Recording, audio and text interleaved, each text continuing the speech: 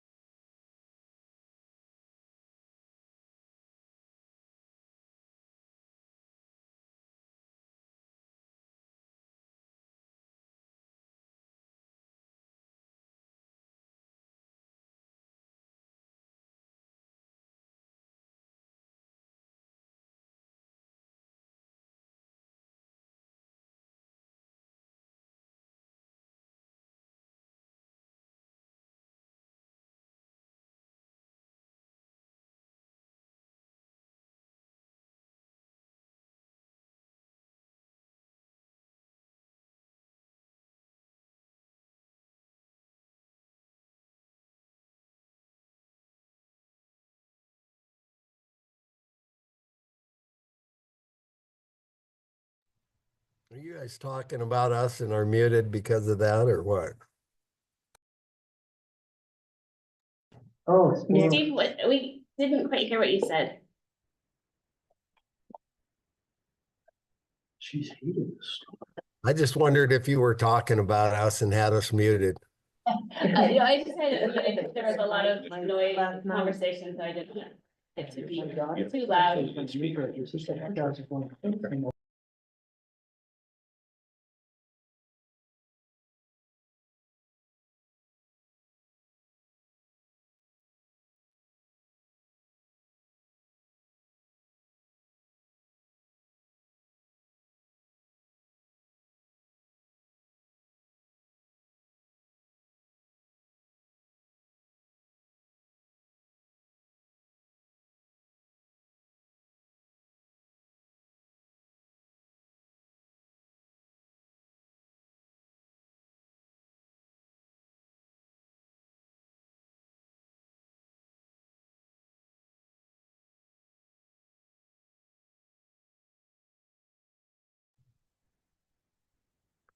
Hey, Joel, if you don't have anything to do, why don't you come out to my house and help me? Last night, the snow melted off and I now have a trench about 1.5 feet deep down my 1/4 mile long driveway.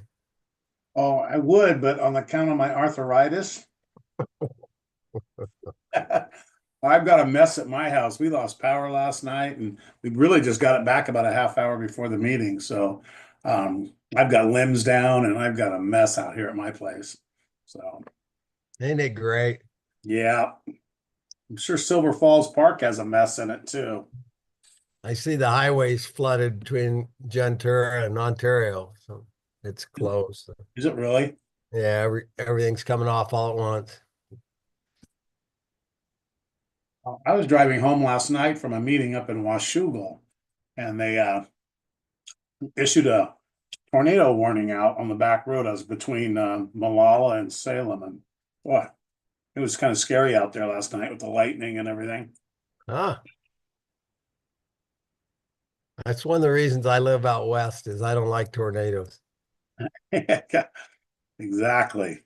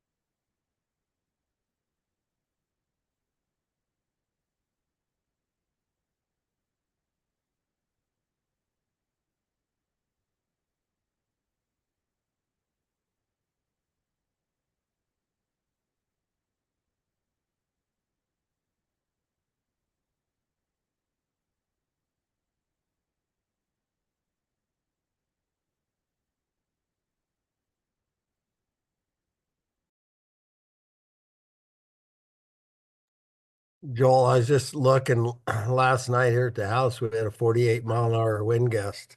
Most of the night it was in at like 20 miles an hour. Yeah, we had like a 50-mile-an-hour one over here by Salem last night. I Wow. think the news said like 52-mile-an-hour gust last night. That knocks things over.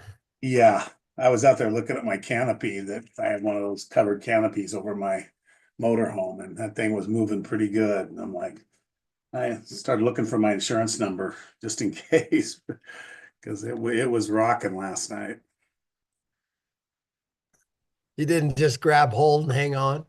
I told the little woman to do that, but It's she a mistake. didn't.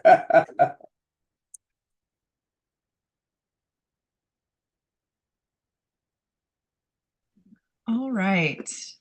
Do we have everybody here? Take a look. I'm missing Commissioner Dewar, it looks like.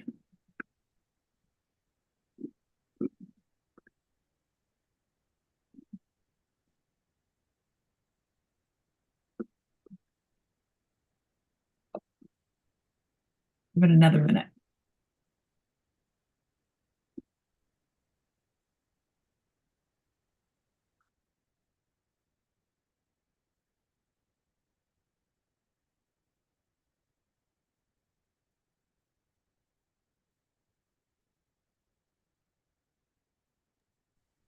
All right, it looks like we have everybody. Can everybody hear me okay? Great. So we are, go ahead. Live streaming. We're going to go ahead and start our business meeting for the Oregon State Parks and Recreation Commission. Thanks for being here today via Zoom. It's a bummer not to see all of you in person, but thanks for traversing bad weather and having power at your place and making everything work so that we can all be on Zoom today. First up on our agenda, we have our commission business. So we have approval of the November 2024 minutes. So if there aren't any changes, I will entertain a motion to proceed. Steve Grasty and I move to approve as presented. Great. I'll second that. Thank you, Commissioner Condor. All those in favor signify by saying aye. Aye. All those opposed, no. Hearing none, the minutes are approved. Next, we're moving on to approval of this meeting's agenda.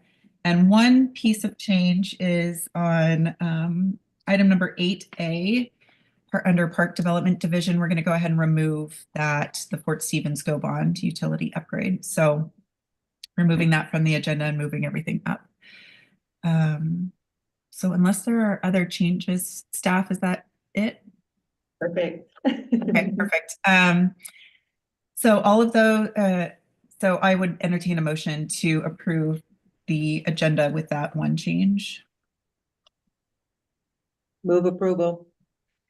Thank you. Any, I'll second. right. Thank you, Commissioner Dewar. All those in favor signify by saying aye. Aye. Aye. Those opposed, no. Hearing none, the agenda is approved. All right, moving on to public comment. Do we have anybody we're expecting public comment from today? Chair Hill, we have one person who is planning to provide public comment, but on the disposition agenda item, and so she was not able to come until around 10 o'clock. Okay, great. We can put her at the start of that. All right. We are now moving on to the director's update, but before we move to that, I wanted to take a moment to acknowledge our Associate Director, Chris Havel, who I wish we were all in the same room for this because Won't it's even come in the room with us. it's a sad day. Do we have him on? I don't see him on the line. Is he there? I got this, hold on. I keep trying to put him in panels and he hasn't. No, now he is. He got off his own computer. Oh, there he is. Did you get it? Yeah. there. Can't escape us yet. We still have a little bit of time left with you. But I just wanted to take a moment to acknowledge the 30 years of service that you've given to the Oregon Parks and Rec Commission. I understand you're retiring at the end of this month, is that right? But we get you for a little bit longer for some contract work maybe. I just wanted to say that, you know, you're leaving behind an indelible mark on the park system and all of us. And the approach that you have shown everybody, from always listening first and responding with honesty and empathy, has set an example for all of us. And you were a mentor to so many of us and so many within your own organization. Even teaching us what bivy was short for and how to spell bivouac. That is something I did not know before Chris Havel came along. So you've not only been a mentor, but you've lifted up so many of our meetings with your joyful demeanor and big smile and your deep knowledge about an incredible amount of topics. And so we just want to thank you for your unwavering dedication and big contributions to OPRD and to the people of Oregon. And hope you know that you're really going to be missed, but you'll continue to inspire all of us in the years to come. And thank you for all that you've done. So we really appreciate you, Chris, and hope that you have some really fun adventures in front of you as you move on to this next chapter. Thank you. Chair Hill, Director Assumption, Chris of the Oregon Parks and Recreation Department. Thank you so much for those words. There's really only, and I do have until the end of the week. So if you've got any other nasty emails you want to send or sign up for your anonymous account and send me a complaint, that's your window. Do it in the next couple of days. There's really only one reason I feel secure in heading out after 30 plus years, and that's the tremendous depth and talent of the team, from leadership all the way down to the front line throughout this organization. I've never seen it as strong as it is right now. And as the old white guy with gray hair, I think you can take that to the bank. It's been a true pleasure. And when I say quality, we're talking about the commission as well. It's gone through waves that have differed only in the kind of person, not the quality of the person. And that's a rare thing for a body of this sort. So keep it up. I'll be watching from the sidelines. I may occasionally sign up for public comment, and I'm not going to give you a warning before I do. I have a budget hearing next week. You show up that. I can do that. Yep. I'm not even going to shave. I'm just going to show up. Oh, that's so great. Well, thank you. And I don't know if anybody else had anything they wanted to say, but now's your chance to do it. Otherwise, we can. Nope, we don't have time. Sorry. Got the agenda. You know, it's right there. We can move on. I really wanted to talk about Chris and maybe embarrass Chris, but I won't say much. I'm going to miss you, Chris. I before I had any connection with OPRD directly, I still knew who you were, and you were the trusted public face of OPRD in so many ways, and just always speaking with such integrity and kindness and clarity, and I'm gonna, you know, your sense of humor that operates on so many levels at once, and sometimes is so dry that it's its own dusty thing. And then you picking the lichen out of your hair as you go to the meetings and tell us where you were camping the night before while the rest of us were in comfortable hotel rooms. Anyway, I'm going to miss all of that, and I really do hope that you have wonderful adventures ahead. Enjoy this freedom, and that I sure hope we cross paths once you are a civilian out on the streets. Drop by on the coast sometime. I'd love to see you. Will do. Thank you. Well, thank you. Well, with that, let's move on to the director's update, which I think has an action item as part of it. It's actually Chris, so this is a perfect segue to stop talking about. Okay, wonderful. Yeah. Chair Hill, Director Sumption, members of the commission, Chris Habel with the Oregon Parks and Recreation Department for the next 4 days.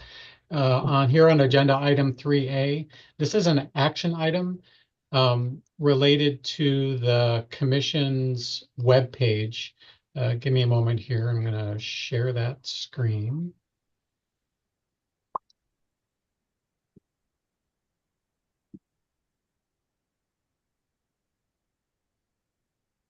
So on the agency website, there is a page for the Oregon State Parks and Recreation Commission. It contains our agenda items, a link to our stream.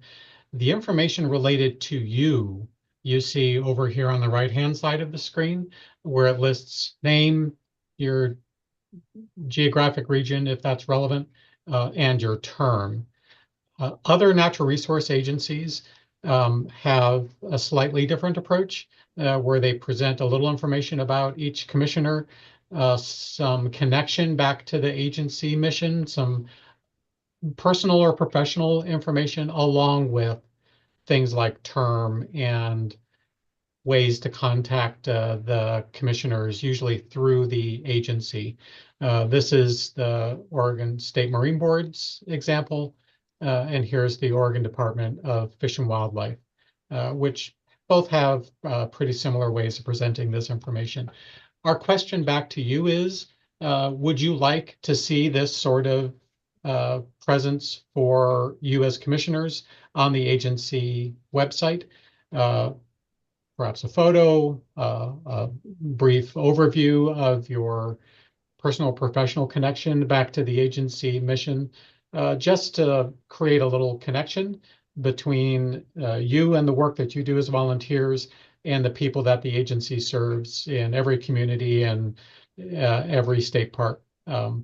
There is a compromise here, of course, that you're sharing a little of yourself. You'd be doesn't have to be exactly the way we're presenting it here, but it's more than we do now. So there's an effect on your privacy. So the agenda item here is just to pose the question, have you tell us what you want us to do, and then we'll go off and do it.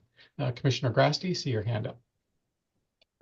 So as one who's just leaving the commission, I think it's mandatory that we do this. Excellent point. Can I? Yeah. Liz, Yeah, go ahead, Commissioner Berger. as someone who is just leaving the commission, I am, having spent my entire, life kind of in the public eye, I'm going underground. And if you do this, that's fine. I will not be included. We are going into some dangerous times, in my opinion, and being able to, everybody can find us. It's easy. If they like us, what we have here is enough. If they don't like us, it doesn't matter what we do. But it's fine if you do this, just don't put me on there. And what we have is perfectly acceptable. We just thought we could do the choice. I'll second what Commissioner Berger said. I'll, as someone stepping off the commission, I'm happy to defer to the commission's wisdom in terms of what they wish to do, but I don't assume I will be up there either.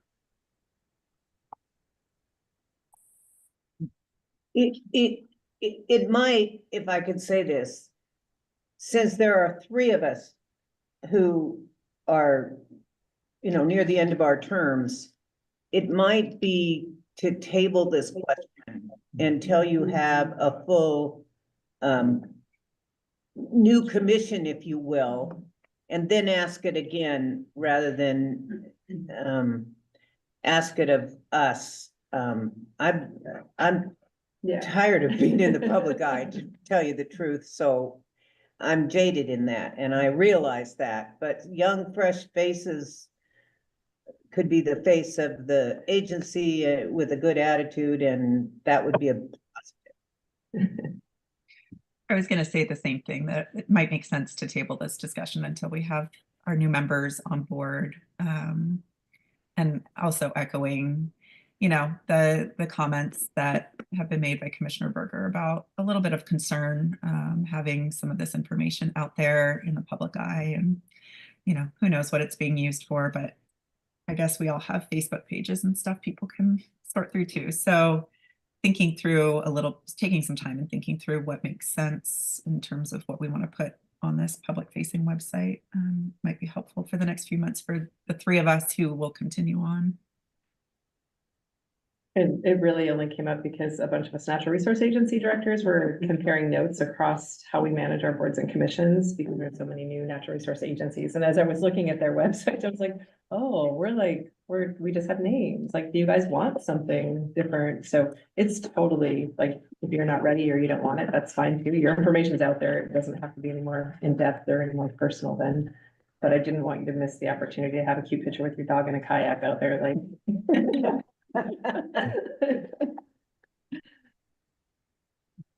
All right, Are there I will any- add a note to the April commission agenda to bring it back up then. Assuming that you'll have people seated by April, Lisa, do you know? Sorry, Chris, say that again. Will we be at the new composition of the commission by April, or should it wait until after that?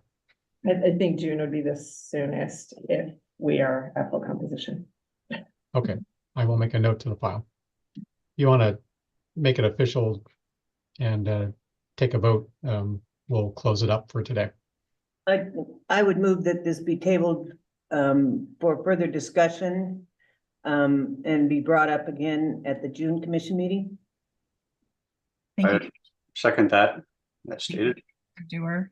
Not to make it Go ahead. complicated. Do you want to table it to a future commission meeting rather than June? just Okay, in case?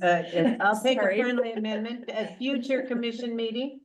I've just played this game too long. Yeah. All right, we have an amendment to the current standing proposal. So moving what we're voting on, I need a second, I guess, to what Commissioner. I'll second. Okay, Commissioner Izumi. So what we're voting on is to table this discussion on adding information to our website until a future date when we have our three new commissioners on as part of the commission. So all those in favor signify by saying aye. Aye. Right. All right. All those opposed, no. Hearing none, we will move forward with tabling this until a future date. All right. Thank you, Chris. Moving on to Katie with a legislative update.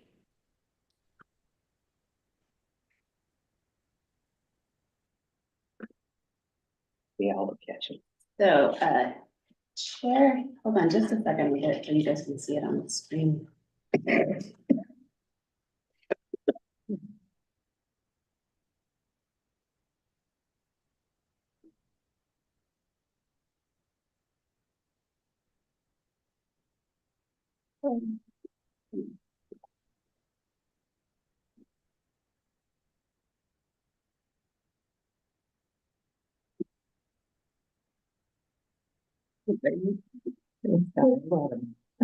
Guide. I don't want to eat them all. There's scones and fruit I lost my Girl Scout dealer. I bought a package for myself. Usually extraordinary. We have Girl Scout cookies in Year, there. but then it's actually aged out, so it's like, it's been a nicer breed.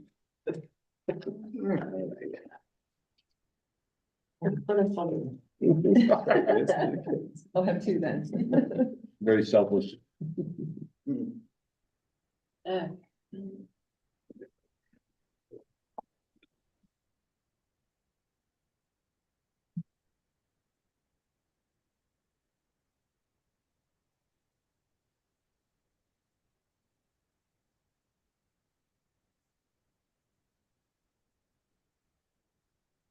That cookie without this coffee.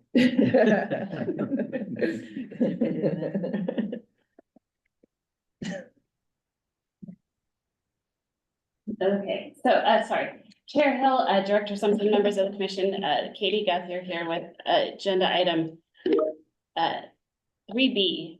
So, this is the legislative update, and unfortunately, those of you in the room are going to see it this way, but online it looks pretty. So Oh, it's beautiful in if you're here. looking at it online, you get the online version, but,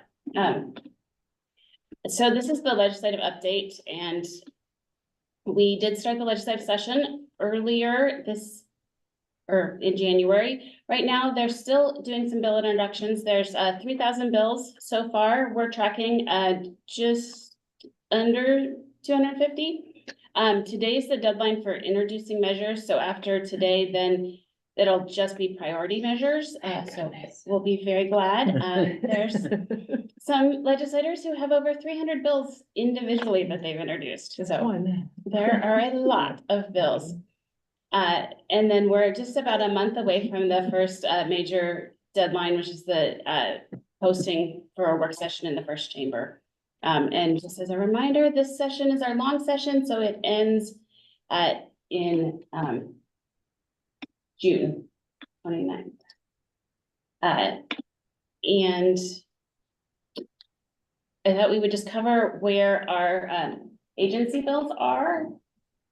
We have the employee disclosure bill. That is the one that would allow our employees to participate in a DMV program where their home address can be substituted for the agency address.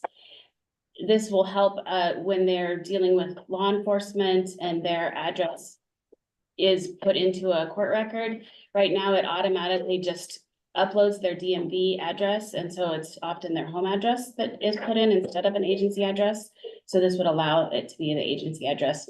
We had a hearing earlier this month, and Lisa provided great testimony. We did have a concern raised at that hearing that the bill was drafted really broad, so it included all of our employees. We worked to develop an amendment so that it will just be park managers and park rangers. And so that amendment's been drafted, and we anticipate that it will get a work session scheduled soon. The second bill is our ocean shore permitting bill, and that makes changes to the permitting program, increasing some of the flexibility and changing the timeline to make it a broader timeline, more aligned with the Department of State Lands permitting program, and then would allow for rulemaking around the fee structure. That bill has a hearing scheduled tomorrow in committee. Matt Rippey is going to be our provide testimony. Which committee? It's in the House Agriculture and Everything Else Committee. It's Ag, Water, Natural Resources, Environment, it's House Everything Committee.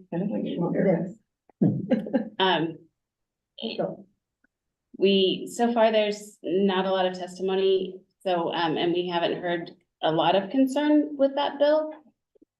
We have talked with some of the advocates who kind of have asked some questions about what we're hoping to do with it, but haven't raised significant concerns.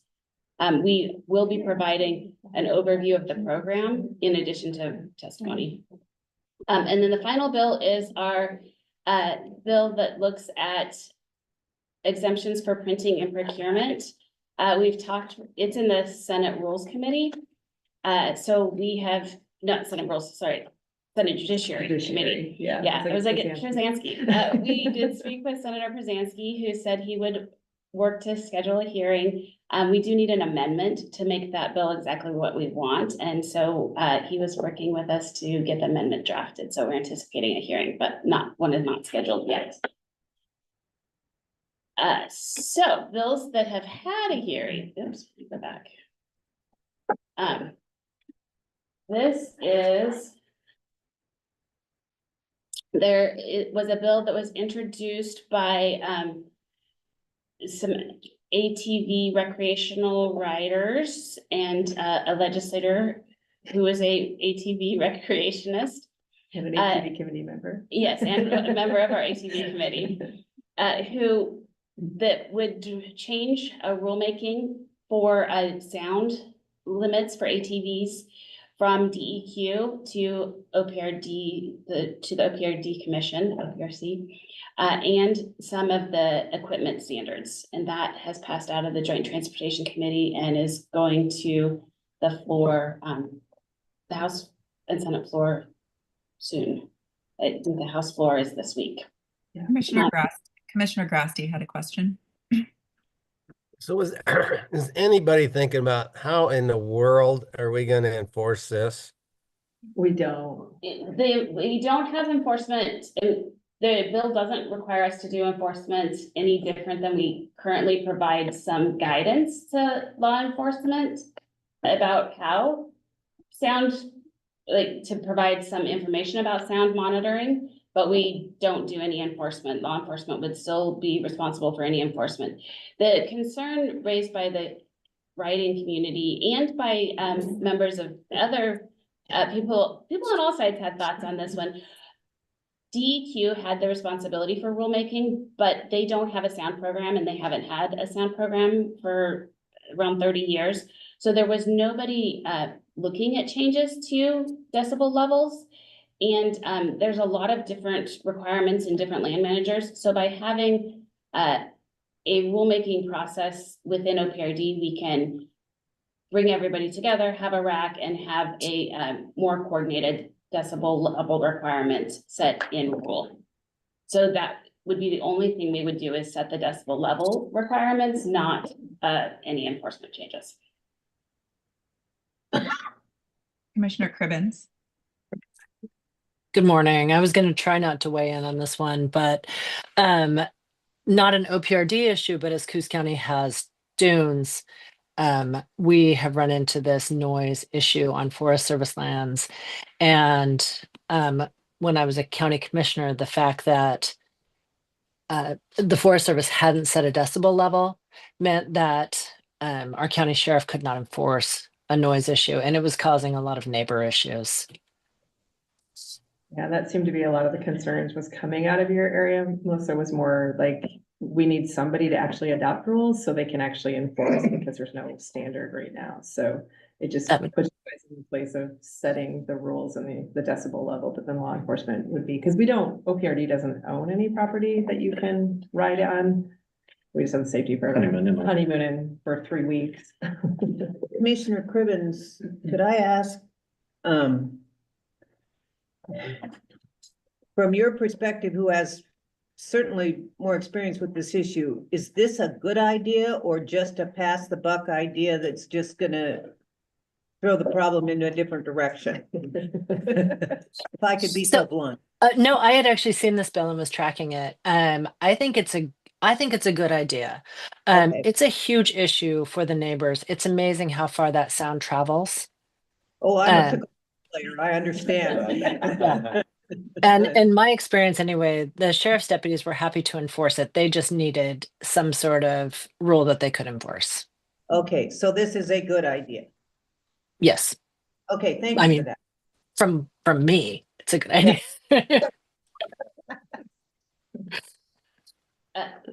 So moving on to the House Bill 3122 is around Lake Owyhee. It calls for OPRD to and our good faith efforts to negotiate with federal agencies to establish an access fee on Lake Oahe Road. This was introduced by Representative Owens at the request of Malheur County. We have talked with the representative and we're working on an amendment or possibly just a study that wouldn't take a bill, that would work with the county and coordinated through Regional Solutions to look at more of a study. OPRD does not own the land or the road, so we had some significant concerns with our ability to negotiate on that topic. The bill had hearing in the Joint Transportation Committee. It's been scheduled for a work session, but continues to be rolled over while an amendment and or chair's directive for a works group gets determined. I think Commissioner Grasty, did you have a question on this? Just a comment. This is a really, really old issue. And as I suspect staff can relate to it, the bulk of the usage and what's tearing that road up is not Oregon drivers. It's Idaho drivers. They come out of the Boise Valley and they tear this, the usage is just demolishing this road. And I've said forever, this ought to be a toll road. So at the end of the day, I know it's not our responsibility, but we're part of the cause for that usage. And so us weighing in on this, I think is a really good thing. That was the conversation about having a work group, is trying to figure out what the best mechanisms are to provide funding and how that would be assessed. And there were a lot of conversations. So working through the Regional Solutions team, it seemed like a good opportunity to bring all of the players together and have some of those more in-depth conversations to figure out some of the mechanisms, but we would be a part of that process. So House Bill 3190 is the special would restore the special assessment for historic properties, but only for commercial properties. This was a House Revenue Committee bill, not an OPRD bill, but if you recall, the program has sunsetted. So without it, the program just winds down. But this would restore the program, but only for commercial properties. And it did have a hearing. Senate Bill 179 is a recreational immunity bill that takes the changes that were passed during the 2024 session, the short session. Those changes sunset without any action, and this would eliminate the sunset so that it just makes those changes permanent. It has a work session scheduled in Senate Judiciary. There are maybe some amendments because there are some questions about whether the drafting of the rule really does that. But that's the intent of the agreement, and that's about the extent of where there is some agreement that between all parties, that there some potential comfort level with just extending the sunset. Anything further, there's not agreement on. And I wouldn't say there's agreement, there's neutrality. Katie, did you say it has a work session scheduled without a hearing? Oh, it had a hearing already. It had a hearing. Yes, it had a hearing last week, and so there's a work session scheduled this week. And it's in Senate Judiciary. It is. Brzezinski is. And Brzezinski has been the leading effort to try to negotiate some sort of an agreement. Are we at that table? We work through the Oregon Recreation and Park Association. Okay, We're neutral. okay, yeah, I know we're neutral, but it isn't whether we're neutral, it's we're at the table when the compromise gets made. So we aren't left at the hind end of whatever they work out. Did the other bill go anywhere? None of the other ones have moved It's forward. the only Yeah, traction. there's Okay. there's a recreational liability bill that is more around private entities that has a hearing, or had a hearing on Monday, but Because this kind of leaves them behind, yeah, or private owners. yes, but Yeah, this. this hit the Oregonian the other day. Yeah. Yeah, I noted it. Okay. And then the final one that has movement on this list, is Senate Bill 929. It is funding for the Oregon Coast Trail. It would, in the bill, it calls for $1 million in general fund, and then would direct $1 million of OPRD lottery funding toward the Oregon Coast Trail. And it had a hearing in the Senate Energy and Environment Committee. So then we move to the bills that we're watching that have not had a hearing. And House Bill 3209 is a RV registration fee increase. It's promoted by the Oregon Recreation and Park Association and led by the counties. It would be an increase in RV registration fees, and also creates a fund for caring for abandoned and derelict RVs. It would create a pool for disposal of RVs that have been left abandoned. It has not had a hearing yet, but we are hopeful that it will have a hearing, because you want to cover that one? So Oregon Park and Recreation Association is taking the lead on this. And at the same time, we've been notified by ODOT and state police. As you can imagine, like, everybody is in a really tight budget situation, right? So ODOT has notified us that the administrative fee for transferring this money over to OPRD is going to go up. And I think we meet with them either later this week or next week to talk about that. But it's the tune of like $800,000. So the counties also know that information. So their campaign is kind of amped up a little bit more this week to try to get that increase across the line. So. And the next few have not had hearings. They're more just so that you're aware that they're out there. House Bill 2137 is being called Oregon Parks for All. It would allow individuals to voluntarily contribute to OPRD when they register their vehicles, and then everyone in Oregon would get day use for free. Who sponsored it? It is sponsored by Representative Nose. It is there's a Environment Oregon is the advocacy group that's been pushing for it. What is it? Environment Oregon. And they've been supporting that concept. Are they gonna be the people that come and clean up the parks, Environment Oregon, when it becomes a complete mess because we don't have any We have no staff money. or money? Yeah, I'm sorry. it has not had a hearing yet, but Louder. good points. We have no position on any of these bills at this point. And then Senate Bill 378 would provide free camping for Oregonians over the age of 65. They're gonna be picking up their trash too. I did have an older Oregonian call and offer to testify if we have a hearing, but he was very concerned that the impact of this bill. on Keep his parks. number. Yeah. Keep his number. That's the one that gets. Yeah.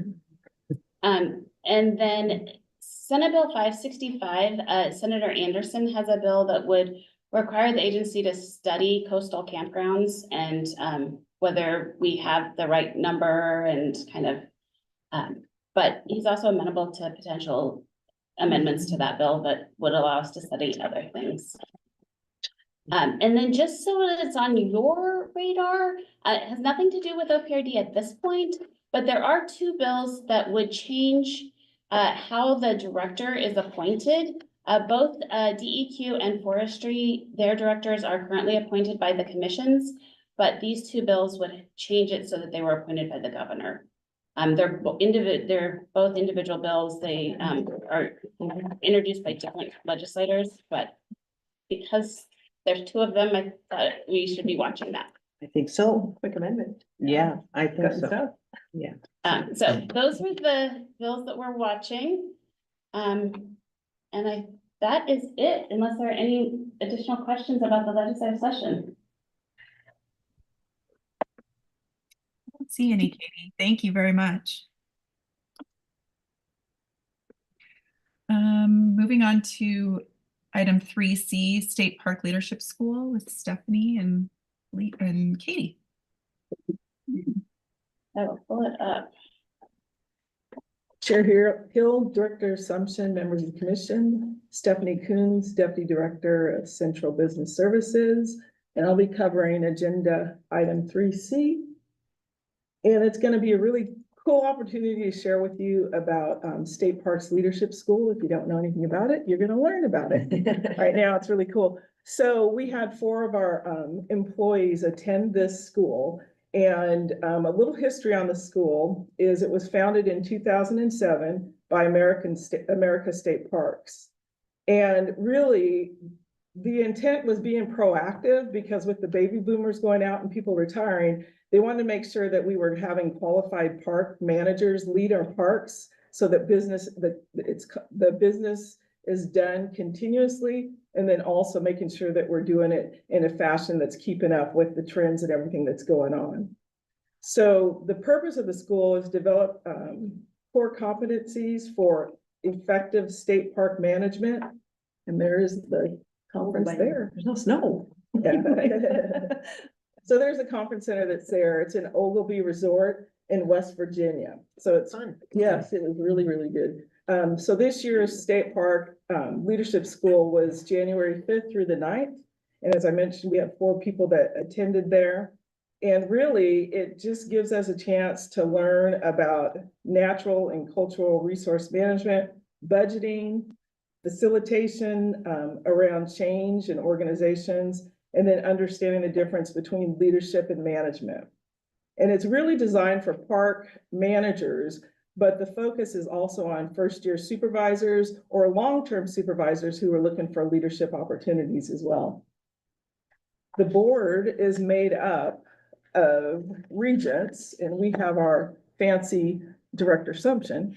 He's part of the regents that's there. And so these are all the people are listed there. They're directors from State Parks Leadership School, Oregon State Parks, Delaware State Parks, South Carolina, Michigan, Indiana Department of Natural Resources, and Idaho Department of Parks and Recreation. The reason I'm sharing all this is because you'll see, like across the nation, we have lots of people who are there to help us be successful in our jobs.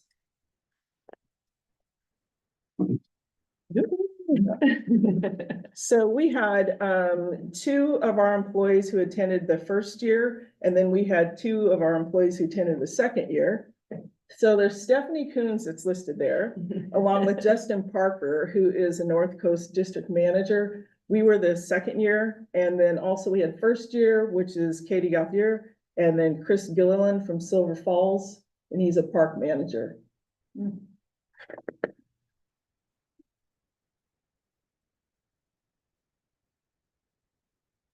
These are just a list of some of the second year topics that we covered, which were really, really good, by the way, but things just around engage, relate, and adapt. And we had Director Assumption who was there to cover that topic.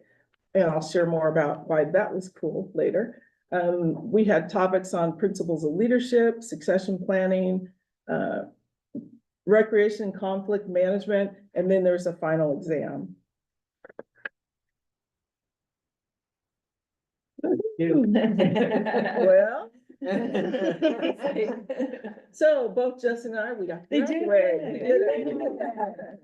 Introns and all. Yep. So, and it is, you had to take an exam at the end, and it was like 200 questions. It's insane. It was like 200 questions and multiple choice, and So wrong. yeah, it was wrong. But the beauty of it is, it was for park rangers. So if you're a park ranger, it probably would have been really, really a little bit clearer. But when you aren't, and you just started at parks, you had to do a little studying, but I was successful in doing it. You cheat up Justin's face. Yeah. No, we were, they No. split us up, so I didn't cheat. Yeah. They split us I up. proctored the room. Yes. I wanted it to win fair and square. And just in our class alone, we had 80 actually park rangers and park staff that were there. So that's our graduation picture that's listed there. And like I had mentioned before, they're like park managers, and they're operation managers for different parks. And I think I was there for Central Business Services. And it was kind of cool because they would come up and ask me like HR questions. I'm joking. But they would ask me questions about that. So we got to like share knowledge on the stuff that, I do in my position, but also they got to share tons of stuff with me too and what they do in their positions. So Chris and I were the first year students, and we did not get a plaque. But we're hopeful that if we could go back for the second year and pass the second test, that we can fill something Yes. in that. We also did have to take a test, so we did pass our test, so we are invited back for year 2. But it was a great experience, and we had different topics for year 1 and different courses that were really interesting and educational. All of the courses are taught by state park directors, so it was really useful to kind of hear different experiences, and then you're with the same group of people the whole time, and then you're having lunch and dinner with all of everyone, so that you're talking and learning about different how different parks or systems are doing and different issues. And everybody has issues with e-bikes, everybody has issues with drones, so some of the things are very similar, and then some, yes, and some are very different. Equestrian issues were coming up in a lot of different states, but then in some, the issues around fees and how fees are assessed are very different. Or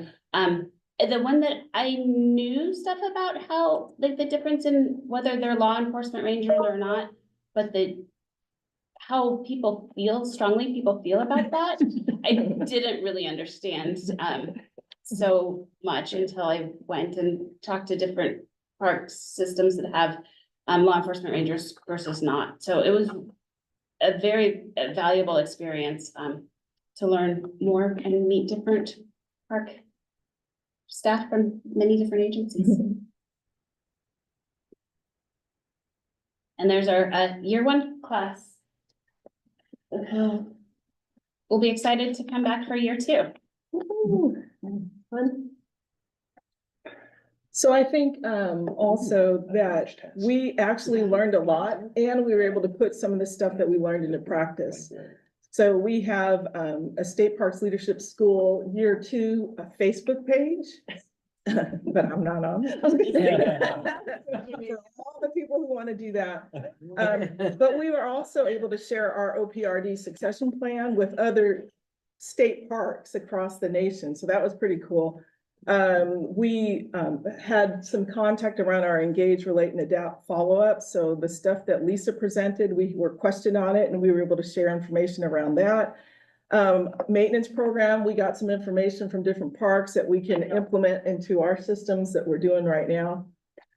Leadership and design, so just looking at ways we can do leadership better. But basically, the end result is now we have a nationwide network. So we can reach out to people who have been through it or who want to connect with us to make what we do better.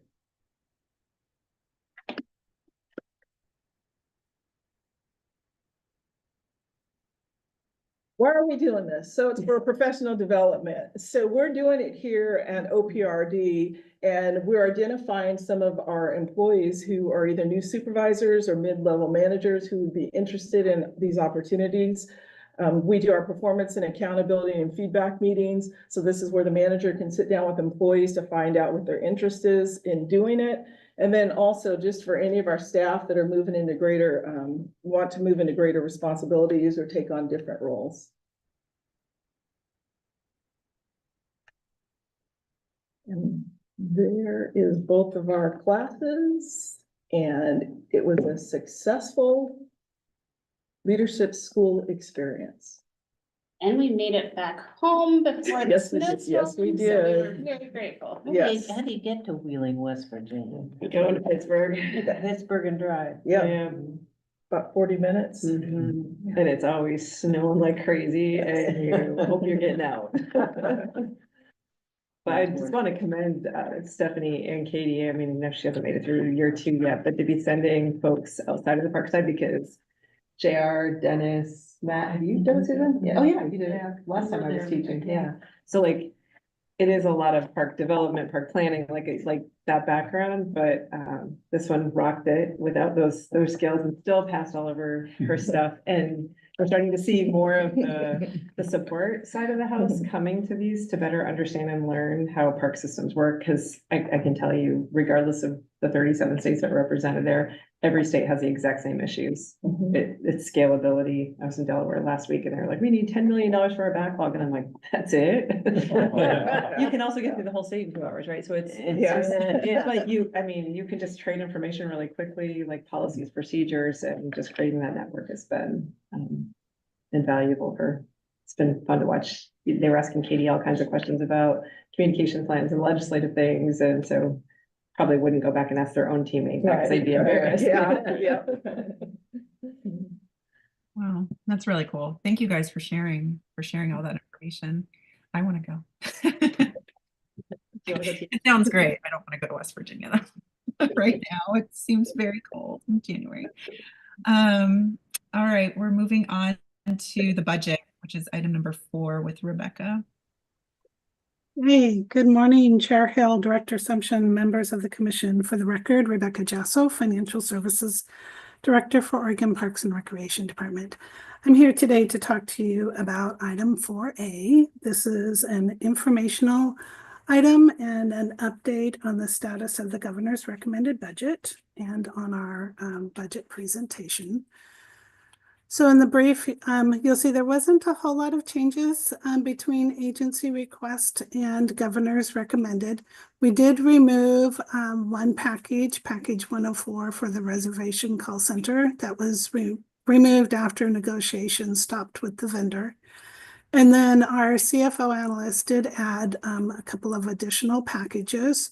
One was to provide $10 million for the Main Street grant program. The other ones had to do with reducing the cost for the our AG cost, Attorney General fees. The other was reducing our state government service charges. So the AG reduction was about 17,000 and the reduction in the state government services charges was about 1.9 million. And then the other package was just to adjust the local government grant program to the December lottery forecast and bring it in alignment with the 25% requirement for that grant program. So overall, not too many changes. It was pretty minimal. The department will present our governor's recommended budget to the Natural Resources Subcommittee on Ways and Means next week on March 3rd and 4th, with a public testimony following our presentation. In April, we will come back to you with the latest lottery forecast from March, as well as any updates that we have on the budget. Keeping in mind that the legislature doesn't go home until June, the end of June, and so we won't have a final budget until that time when we see what the Christmas tree bill or the Grinch bill brings us at the end of session and the impact from all of the packages that are, or the bills that are going through. So that is it for my update today. Short and sweet, unless there's any questions. I don't see any, Rebecca. Thank you. Okay. Thank you. Okay, moving on to agenda item 5, property. I'm going to start with Jeff. Just a second, I'm sorry. You know, stuff not getting in here. Why are you getting rid of your AG? I just want to reduce your cost. So you just start working for free? I'm gonna help Delaware with their AG backlog. A legal term called pro bono. We'd be your favorite cause, right? It's why I felt any value for that, Jim. You can wait till you retire if you want.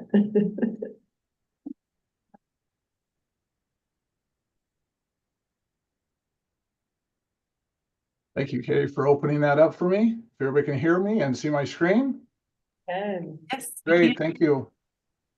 Chair Hill, Director Assumption, members of the commission, I'm Jeff Walker with Property Agent for OPRD and Real Estate Services Division.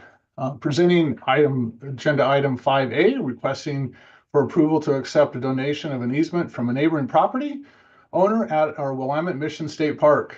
Willamette Mission State Park is 1,250 approximate acres of property acquired by the state park system over a period of years, beginning in 1971.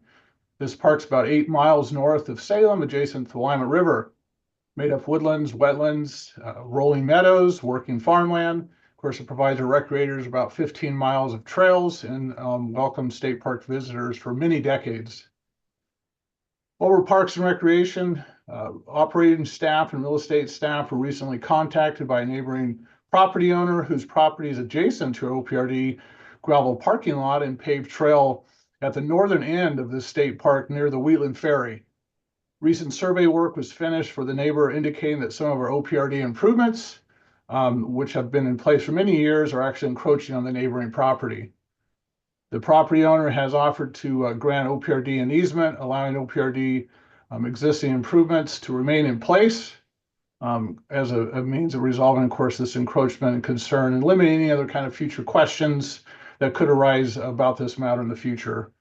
Staff recommend OPRD accept the easement and are requesting the commission to approval to do so. As you can see my screen, it's the top of that park there, and just a little bit more of a zoomed in view, we can see exactly where this easement's at. Action requested, of course, is to approve the acceptance of the easement, authorize OPRD director to sign all necessary instruments, effectuating the transaction. Thank you. All right. Do I have any comments or questions for Jeff?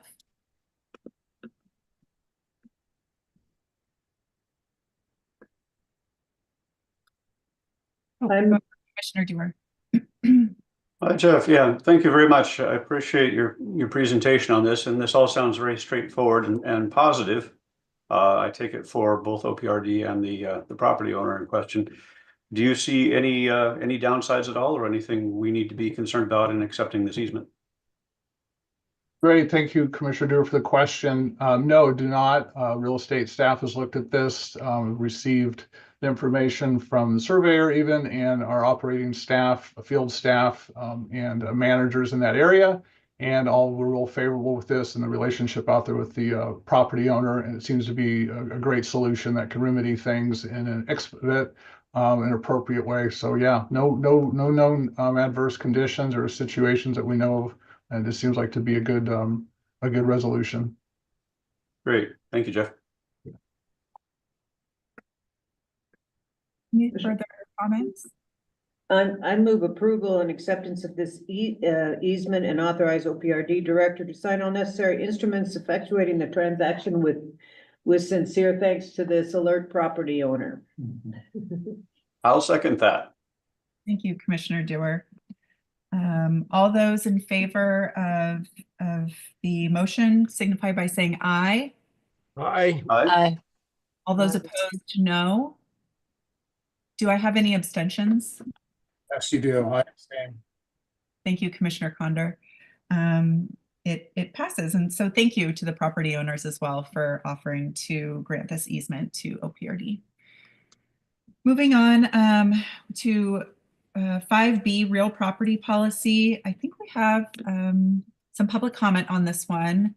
So I will go ahead and turn it over to Katie to bring, I think it's Cameron LaFollette in to provide some public comment on this. Yes, Chair Hill, Director Assumption, Katie Guthrie here. Cameron has been added to the meeting, and Cameron, you have 3 minutes for public comments. If you want to go ahead. Okay. Thank you. Can you hear me? Jeff? Yes. Great. It's working. Good morning, Chair, members of the commission and Director Sumption. My name is Cameron LaFollette. I'm the Executive Director of Oregon Coastal Alliance. We work with agencies and communities on protection of coastal natural resources and community livability. And I just wanted to provide a few public comments about the proposed land disposition policy. I'll provide some more written comments later, but just for starters, I just wanted to, first of all, congratulate the staff and Matt Rippey on providing this draft policy. It's quite a bit more comprehensive than the 1991 policy, which it proposes to replace, which is really excellent that it's being readdressed after so many years. 1991 was not yesterday at this point. But there are a couple of points that I wanted to make here. One was that the mission impact statement that is proposed, the draft, would be better, in our opinion, if it did not include the phrase of statewide significance. A real property owned by the department may very well provide values of local or regional significance because OPRD is the best holder of those lands for any number of reasons. The mere fact that something is of local or regional importance should not be given great weight in a disposition policy.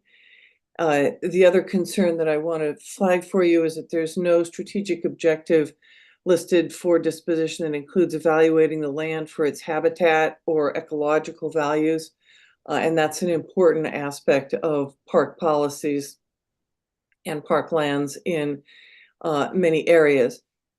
The other concern that we have is I'm not sure how one would put this in a policy. I'll leave that to the geniuses at the department. But there's often a problem in land disposition of whether, in fact, a local recreational district, a city, a county, a tribe, or whatever, actually has the financial and management resources to take over land that has been managed by the Parks Department. There are many instances of dismal local oversight and management of local park resources. We've seen a lot of that at various places on the coast where budgets are tight for local recreational districts. And just placing the burden of land on another partner who has even less resources than the Parks Department is of itself not a great idea. And somehow that needs to be taken into account in the process of land disposition decision-making. And then last, I would just like to say that we would really hope that the policy as adopted would explicitly include public engagement as an important facet of the and criterion to weigh in on in any disposition process in addition to required notification of agencies. The public's interest and care for and concern about state parklands and their disposition is usually high. And we would appreciate it if the policy include that explicitly as a part of the process. Thank you very much. Thank you, Ms. LaFollette, for those comments. We will now move on and have Matt Rippey go through the information item on this.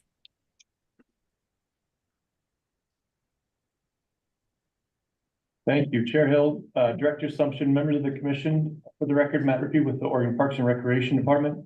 I'm here today with item 5B, which is an informational item regarding creation of a single real property policy. So incorporating disposition language into the existing acquisition policy for the creation of a single policy. So give me just one moment and I'm going to pull my presentation.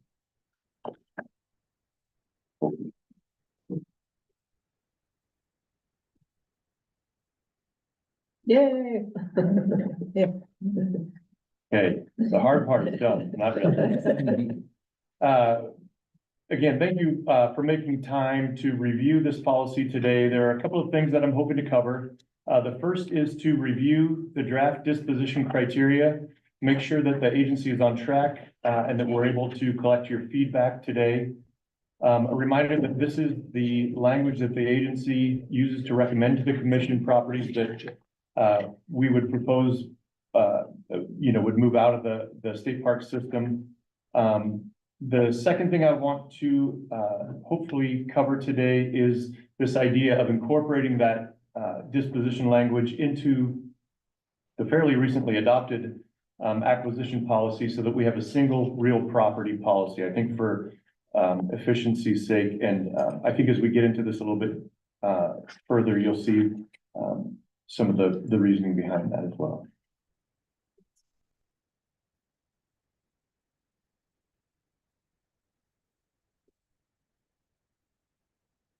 Before I jump into kind of an overview of the presentation, I did want to acknowledge a couple of things. During the 2022 and 23, the commission went through a series of workshops to develop the real property acquisition policy, and that policy was adopted in the summer, in June, I believe, of 2023. And I'm coming back to you now asking that we reopen that and incorporate disposition language. And you may be asking yourself why. The reality is when we started putting together the disposition policy, there was an incredible amount of overlap between the work that you did on the acquisition policy and this disposition policy. And so we felt that incorporating those into a single reference policy would just make a lot more sense. Another note before I move into the rest of the presentation, I do feel a bit of a sense of urgency behind the creation of this single policy for a couple of reasons. One of which there are 4 commissioners with us that helped with the creation of the acquisition policy. 3 of those are going to be rolling off after our April commission meeting, and I would very much like to take advantage of their background and context and kind of expertise in the creation of that policy. I also think the timing is good because we have 3 newer commissioners that can help bring in another perspective.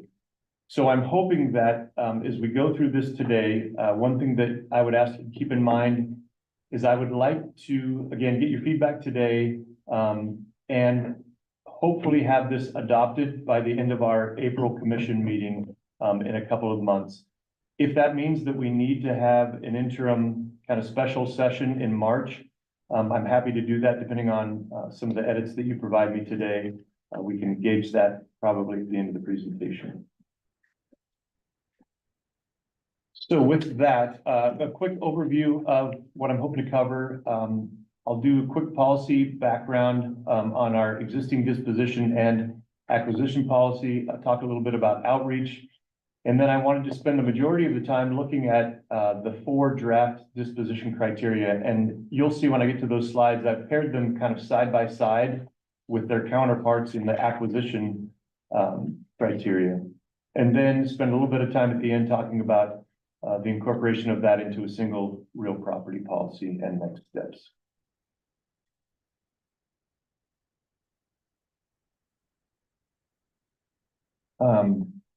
As was mentioned, our disposition policy currently that we're working under is from 1991. That is included in the packet. If you had a chance to read through that one, clearly the language is outdated, but 2, it reads more like a procedure rather than a policy. It's very technical, whereas a policy should create more of the kind of philosophy of the agency around land disposal. Then our acquisition policy, as several of you will recall, we updated through a series of workshops in 22 and 23 and adopted that policy in the summer of 2023. So I wanted to talk briefly about the outreach that we did. Our tribal liaison and our planning, design, and real estate manager reached out to the cultural cluster in October of this last October in 2024. They followed that up with letters to the 9 individual federally recognized tribes in Oregon and received 3 responses for consultation. Staff met with Confederated Tribes of the Grand Ronde and the Coquille tribe. They tried to schedule time with the Klamath, but that just never came to fruition due to scheduling conflicts. But we were able to get some good feedback from both the Grand Ronde and the Coquille, and I've outlined those there. I wanted to talk through those quickly, or not quickly, I just wanted to talk through those. Some of the feedback we got on was clearly defining the language that we have in the policy. to ensure that tribal interests are respected in any property exchanges and dispositions. The specific example for that definition, had to do with, oh gosh, let me pull out the policy, sorry, my. Overwhelming public benefit. And so I think you'll see in the policy, the draft real property policy, I think you'll see that we did try to define that a little bit better, and more clearly. The next bullet there, importance of meaningful tribal consultation. That is something that will come in the procedure. And really that consultation would come with any, whether it be a state, federal, tribal, local government agency, that we would have consultation with any of those. And so I think you'll see that we hint at that, but again, that's going to be something that we clarify in procedure. Due diligence to ensure receiving entity has capacity to manage the resources. We also just heard that same concern or idea in public comment. Again, that's something that we will identify the steps to that in procedure. We've outlined it again. There's some general language that we will make sure that that happens in policy, but the exact steps of how that happens will be in procedure. Be prepared to justify why disposition is the right tool. I do think that this policy, the language that we've created in the disposition criteria will get us to that place. And then again, I think the procedure will help provide specifics for that as well. There was feedback on first right of refusal or competitive bid due to some of the cultural resource sensitivities. That's one that I think it'll be a continuing conversation. There is language in DAS policy around property dispositions that allows a first right of refusal when we put a property up for sale. So again, that'll be something that sits in procedure rather than in the policy. And then tribal access post disposition.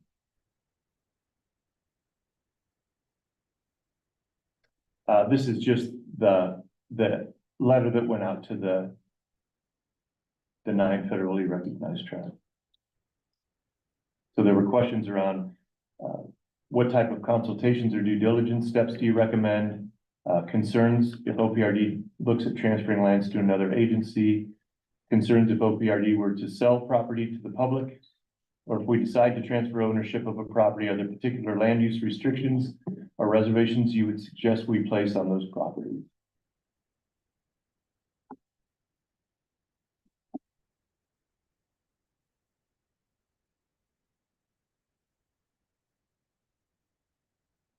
So this is the draft policy purpose statement. If you look in the draft property policy on page 2 at the top, this is just inserted in between the acquisition purpose statement and the exchange statement, which are both previously adopted. I'm going to read through this just very quickly. It is the policy of the department to consider dispositions from the property portfolio and may include the transfer, exchange, or sale of real property. As the park system matures and OPRD's role evolves, the department will at times need to evaluate its asset and respond to changing demands on the system.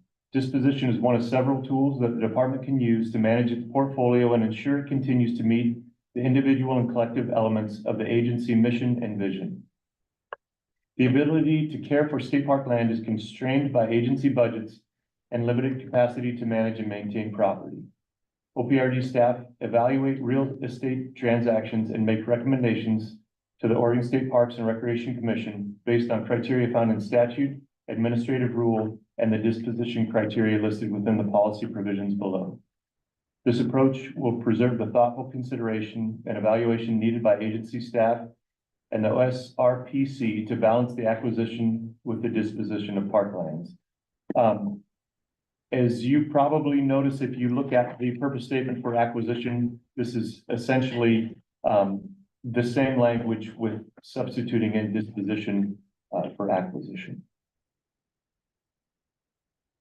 Are there any questions on that before I move into the criteria or comments so far? Can't quite tell. I don't No, see no, any hands raised. No hands. Okay, thank you.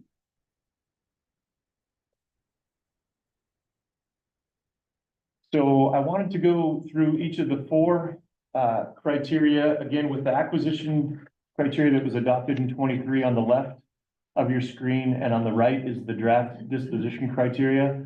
In many instances, the disposition criteria is simply the inverse of the acquisition criteria. So things like that first bullet, real property being considered. One note, sorry, I just realized I did make one change from the copy that was posted and in your packet. On that first bullet, the first word is generally in your packet, and I removed that because I felt like it was a little bit redundant because that statement says should. And so I just felt like that was redundant. Sorry, I meant to mention that before. So you'll see that difference, what you're seeing on the screen versus what you have in your packet. So that first one really is just the inverse of the acquisition criteria. Real property being considered for disposition should not have natural, scenic, cultural, historic, or recreation attributes that are significant, rare, or lacking elsewhere in the state park system. The second bullet, stable, like-minded partners who manage or are capable of managing properties may be considered for real property transfers or exchanges based on their ability to care for and maintain the property, including deed restrictions, things like land and water conservation fund, access to the ocean shore, those sorts of things.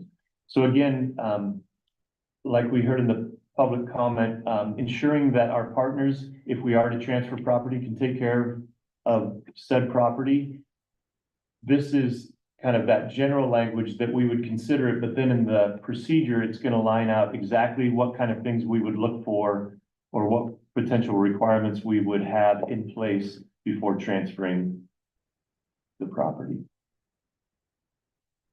The third bullet, consideration should include the department's historic use of the property and the impact a property disposition could have on public benefit, including access. And the fourth, this is a bullet that is not in our acquisition criteria because it is kind of fundamental to disposition of property. Disposition of real property where compensation is less than the market value, so things like transfers, exchanges, should include appropriate deed restrictions and reversionary clauses. We wanted to be sure to capture that. Are there any questions or comments on the mission impact criteria before I move to the next one? I might have a question, Matt. Yes. Yeah, I want to thank you again. This is has continued to develop and become a lot more clearly articulated in a way that makes it much more navigable, I think, over time from some of the original conceptual foundation. So it's great to see all of this. There are certain terms where I wonder how we will define terms. I won't worry about this one too much, but referring to stable partners and assessing stability is an interesting question. I know that what that implies, but I guess we know it when we see stability. And also, I guess, relating a little bit to the public comment question, but statewide significance too. How do we assess statewide significance? Do we get into much detail on that, or do we just kind of agree that, like other things, we know it when we see it as a commission and as staff? Mm-hmm. Thank you, Commissioner Dewar. It's a great question, specifically around the elements with statewide significance. And again, I think, like you said, you know it when you see it. And one of the things with policy, again, with it being kind of the philosophy of the agency, the attempt was to leave it a little bit broad, and then again, the procedures will help guide through that decision-making process, but it was intentional to leave it a little bit broad in language. I would be happy to, depending on how the commission feels, I'd be happy to adjust that, or if we want to work on defining what that means a little bit more, we can certainly do that.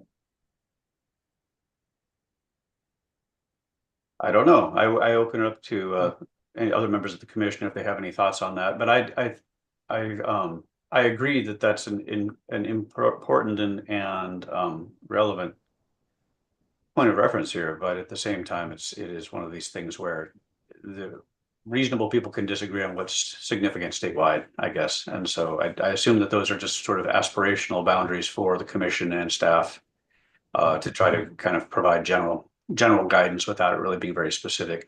I could see future public debate on a disposition proposal pivoting a little bit on that question of what state is significant statewide, and again, perspectives may vary. Yeah, and I think you go. oh, Commissioner Berger, sorry. You guys Well, spent a lot of time on this. Having been the only negative vote on statewide significant issue, and remembering it well, when tough decisions like this have to be made, that's our job. Yeah. I think we are the determiner ultimately of what is statewide significance by our vote.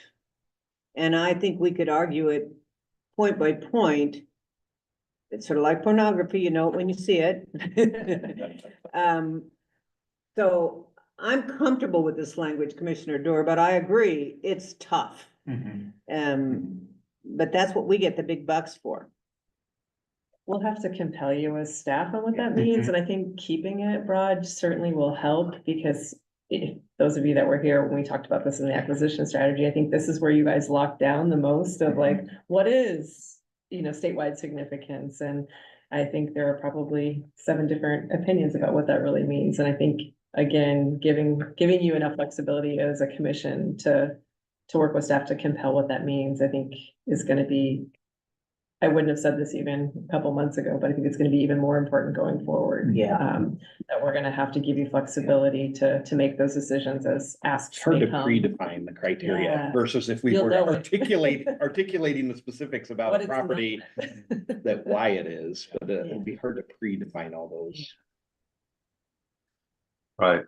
Yeah, I appreciate those points and agree with what's being said. I think that we may not need to articulate it in any more detail than we have with the policy is now written in draft form.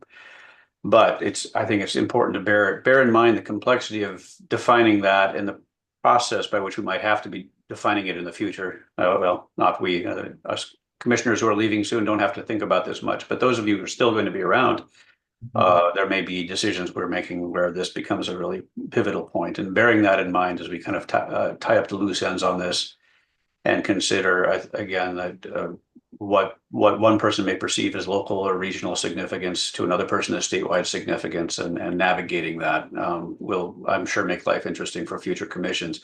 And just again, factoring that into our final review and any final revision would be wise, but I don't know that I propose any specific solution to that problem. It just sort of sits there as a problem, inviting some thinking on it as we go. So thank you. And to that point, Commissioner Doer, Dennis pointed out, we can use public comment as a process to do that too. So that way we have commission staff and public comment all weighing in on that when those opportunities do arise. Yeah, absolutely. On that point, I think that, and we get to this a little bit more in later steps here, I know, Matt, but the process of inviting public comment on disposition and the extent, the breadth of that invitation may also have some bearing on how this interpretation of statewide significance might play out, depending on whether we're inviting broad public comment as opposed to public, notification of people in the immediate vicinity, for example, of an affected property. Very often the perspectives will vary quite a lot depending on one's distance in miles from the parcel in question. So there too, some of the questions about how widely we cast the net in terms of public engagement on a potential disposition proposal may connect to this question of how people are interpreting the statewide significance of a parcel. So anyway, again, nothing that we don't all basically know and reflect on as we develop this, but it bears repeating here because I think it will again likely come up with future disposition proposals. Yes, thank you, Commissioner Doer. And I think a couple of things, and we'll get to the engagement criteria here in just a bit, but one of, this is related more to procedure, but one of the procedures that we will put in place is creating kind of public notices on our website, similar to the way that we do rulemaking with properties as we're looking at dispositions or even acquisitions, so that there is a little bit broader public engagement, or I guess knowledge in the future. So hopefully, to your point, hopefully that'll help with you know, the agency and the commission being able to make those decisions with that public comment. Right, yeah, thank you, Matt. Thank you. Are we okay to move to the next criteria? Yeah, I think so. Great, thank you for that. I think probably out of the 4 criteria, the mission impact clearly is gonna kind of create the most conversation. So the second criteria that we have is strategic objective. And again, you can see the acquisition criteria on the left. I just want to talk quickly, or not quickly, I just want to talk through the strategic objective criteria for disposition. Real property disposition should be consistent with long-range planning and strategically benefit the department. Considerations include real property with less desirable attributes may be considered for disposition. So those are things like low visitation, unintended public use, inadequate access for law enforcement resources, visitor or safety issues, and inefficient resource use. The next bullet, real property not required for access or consolidation of parks, trails, and or greenways necessary for legal or management issues, or does not provide a buffer to existing properties may be considered for disposition. Yes. Bullet 3, real property that does not meet the department's goals for extending or improving public service in the face of brought on by human development, climate change, and epic environmental events may be considered for disposition. Those are things like drought, earthquakes, tsunamis, volcanic eruptions, wildfires, and floods. The 4th bullet, real property that is important to department planning efforts should not be considered for disposition. And if the department is considering a disposition of real property as part of an exchange, the department should determine if a disposition best leverages the opportunity and consider what other avenues are available. And essentially that last bullet, kind of the meaning behind that is just because, say, another agency or organization wants to do an exchange, doesn't mean that the property we would be receiving is necessarily one that would fit with the agency mission or vision. And so just to use kind of caution there, and perhaps just straight disposition or transfer would be suitable rather than an exchange, is what that one's getting at. Are there any questions on the strategic objective criteria so far? I have one. What was the thinking behind having on the first bullet, inadequate access to law enforcement resources, as well as visitor or employee safety issues? Why are those 2 separate points? That is a great question. You know, I think I can answer that. So the law enforcement, yes, has to do with visitor and employee safety issues, but the landscape could also be potentially the safety issue on that, you know, on the second part for visitor or employee safety issues. So that's why those are separate. One is more about law enforcement, one is more about the danger of the resource to the visitors or to the employees. Does that help, So Commissioner? in practice, this probably would have been like Holman. Yeah. Public safety issue, it was a resource issue. None of you were here when we did Holman. But you live by it, so you know, yeah. We were here when we did home. You were? Matt, in terms of the phrasing inefficient resource use, I think I know what that means. What does that mean in this case specifically? So that would mean something like a ranger or a seasonal ranger has to drive 45 minutes or an hour to a property that really receives very little use, you know, just not good use of kind of our time or our resources to clean a restroom or mow grass or, you know, those sorts of things. Yeah, I appreciate that.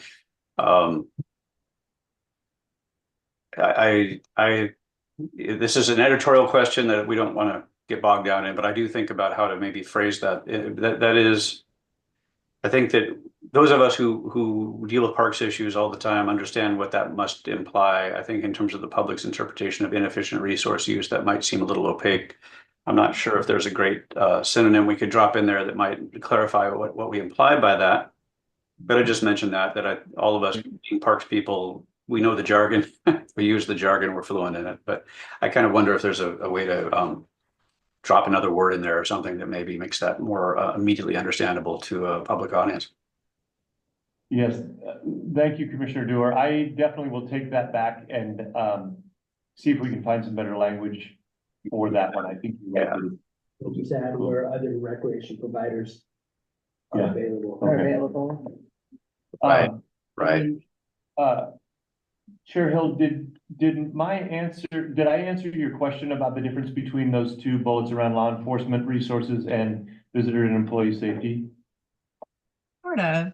I mean, I guess I worry about, I mean, there's inadequate access to law enforcement resources all over the state. And, you know, it's in a sentence of or. So I guess my concern is that would be the sole reason to give, you know, to be looking at this disposition. And is that something that we, you know, that ebbs and flows over time. So I guess, you know, it does go hand in hand with safety. And I guess I'm just still thinking through that piece a little bit more. But if in there, adequate access to law enforcement resources causing visitor or employee safety issues. Mm-hmm. Or something. That would be fine. And I can also see when visitor or employee safety issues may be separate from having adequate access to law enforcement. There might be other natural issues going on that we might pose significant safety concerns that would, you know, prompt us to want to look at disposal. But it does also go hand in hand with the safety issue piece. Yeah. Okay. Thank you, Chair Hill. I'll work on that one, and then Commissioner Dewar, I'll also work on the inefficient resource use just to try and make that both of those a little more clear and probably a little bit less jargony. I appreciate that, Matt. And if you can't find a workaround, I can live with it. But I do think that a synonym that is a little clearer to the public would be great. Okay, great. Thank you. Any other questions or comments before we move to the next criteria?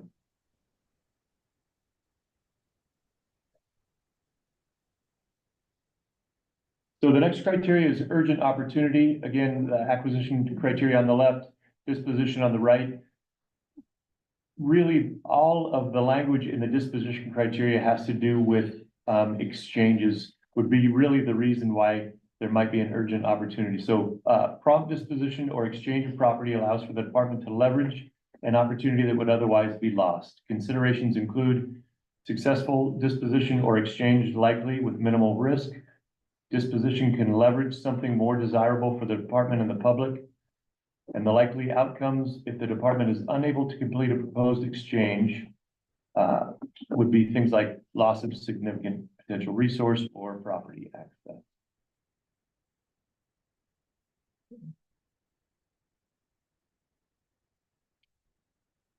Questions or comments on those?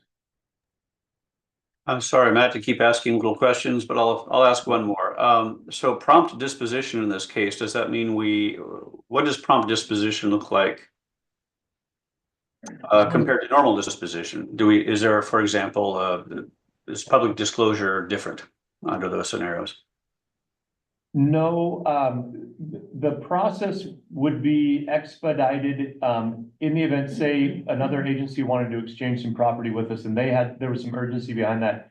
All that means is we, as an example, it may be that we come to the commission without having done an informational first, and we come with an action, or it could be we call a special session, because there's concern that we might lose a piece of property coming in as we're moving another piece out of the system, if that makes sense. Probably won't exercise it, but it gives you the ability in the event that. Understood it. I'm thinking through the different scenarios where this might happen, and they seem kind of few and far between. Is there any advantage to stating, just again, adding a few words to explain what prompt disposition does and doesn't imply? And no pressure there. If you think if it's fine as is, in your view, I will accept that and move on. But I do think, what does prompt disposition look like as opposed to normal disposition? Is there something structurally and procedurally different in terms of, like I say, those steps, public engagement and those kinds of things? Yeah, thank you, Commissioner Dewar. I definitely will do more to define that. And I think the questions that you're all bringing up are really important, again, based on the fact that we are going to have some newer commissioners sitting in these seats. And so to be able to define that a little bit more, I think is really important. So thank you. Yeah, thank you, Matt.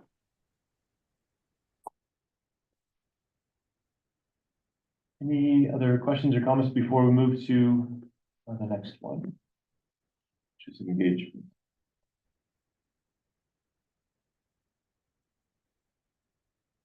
And again, I know I've hinted that I would like to, kind of expedite the process. It doesn't mean that there's not going to be time for further discussion on these for sure. So if things come up between now and either March or April, please just reach out and let me know. The fourth criteria is engagement. Real property disposition responds to changes in public demand, including community impacts. Considerations include disposition or exchange of the property considers feasibility in terms of community support, property obligations, restrictions or limitations, and department resources. Second bullet, the department may not have a development and or management plan for the property. Sorry, let me start that one over. The department may not have a development plan and or management of the property may not be cost effective or represents an unacceptable risk to the agency. The fourth is evaluation of known or anticipated community impacts, both positive and negative. Long-term public benefits may not be present. I have a typo in there, sorry. And the last one, disposition of real property would not diminish an access or experience for an underrepresented population.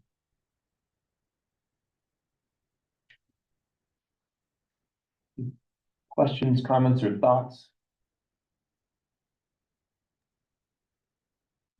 Just throwing this out here, I don't haven't thought through this one either, but would it be helpful or impactful to have another bullet in here about, public input as listed by the previous commenter about, consideration of public input throughout the process of this, or I don't, nothing in here, this is consideration by the commission, not necessarily like thinking through what the public has stated throughout the process in terms of what the commission considers for engagement. Yeah, thank you, Chair Hill. And I do think there's a couple of different places I think we could reword it a little bit. The first is in the first bullet where it talks about community support. I think we could probably change that to public support, public and or community support. And then I think also the third bullet there, evaluation of known or anticipated community impacts. To evaluate that means, I think, to reach out. And so let me work on some of the language in those two bullets, I think, to hit that public input idea a little bit better. Thanks. Thank you. Commissioner Grassi? I guess I wish there was something more specific. I think this is there broadly, but I wish there was something there that specifically mentioned engaging local government. Yes.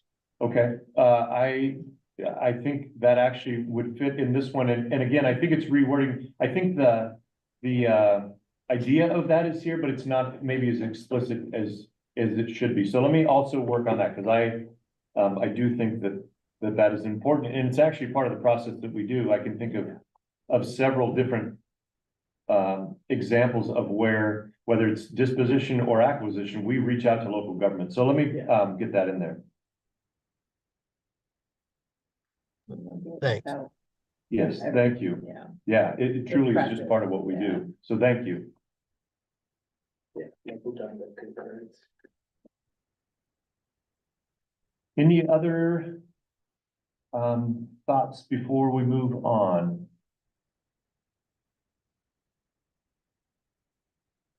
I really appreciate the comments and the feedback on this. I do think that because of the work that we did in 22 and 23, it really kind of built the foundation to be able to incorporate the disposition language much easier. I did mention to Lisa earlier that if I had to do it over again, I would have done it all at once. So I'm sorry if there feels like there's a little bit of redundancy, but thank you very much. It was just a couple weeks ago, we were like, it needs to be one policy. It's the inverse of what they like, whoa, but we're there. You know, based on what we've gone through today, I guess I want to get a sense from you all whether or not you feel that it is appropriate to just create that single real property policy. And then I also wanted to check in, you know, based again on feedback, if you would like to schedule a special session in March to kind of go through this a little bit more before we come with an action item in April. I'm fine with that. Thank you, Commissioner Brady. Yes, I would like to see this get done before the three commissioners who are cycling off leave.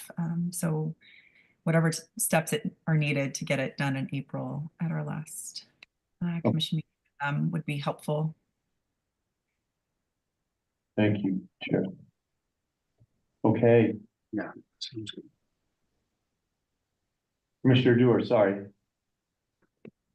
So it all sounds good. I agree with my fellow commissioners, and I think that a special session in March, so long as it's virtual and all of our schedules allow, is not necessarily a bad idea. Recognizing that you're going to be doing some more editing on it, but again, I defer to the will of the group. If that seems excessive, and we just want to address it in April with a full review at that time, again, I defer to the will of the group.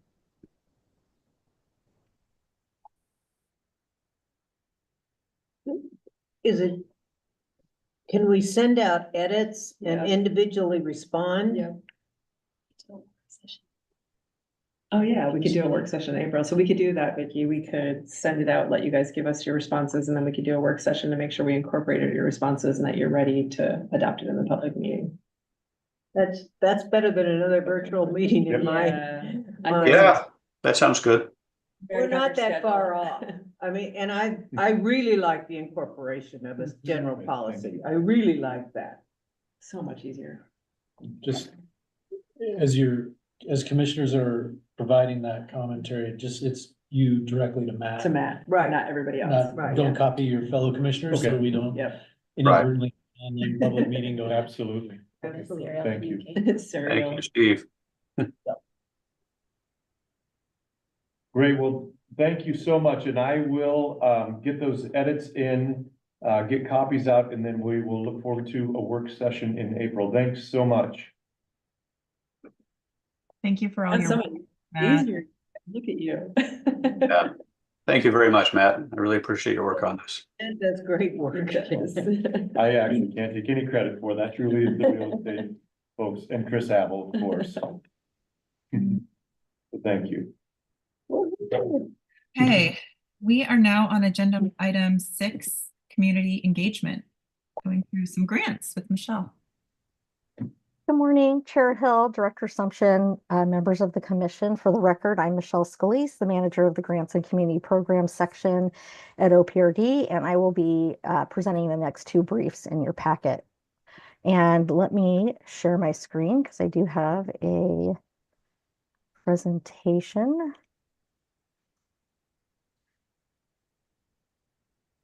Are you seeing that? Yep. Okay, great. So to start off with, we have agenda item 6A, the County Opportunity Grant Program 2025 Grant Award.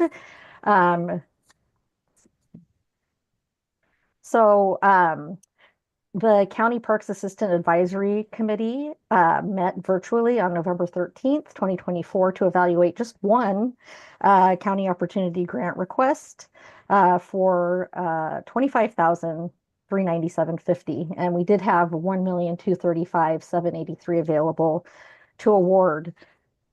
Based on the evaluation criteria, the committee has recommended funding the one grant request at the amount requested, and the remaining available grant balance of $1,210,383 will be carried forward to the next grant cycle in 2026.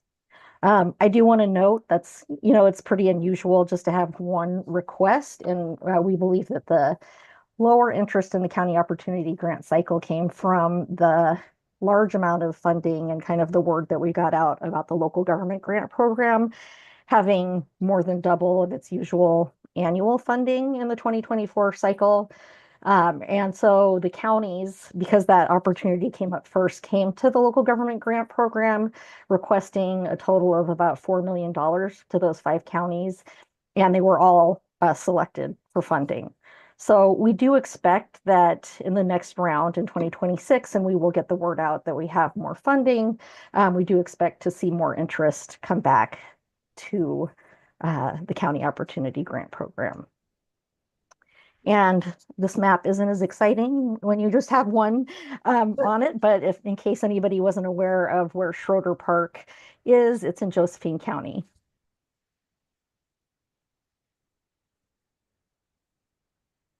So the action requested is seeking commission approval to award the County Opportunity Grant request as recommended by the County Parks Assistant Advisory Committee in the amount of $25,397.50.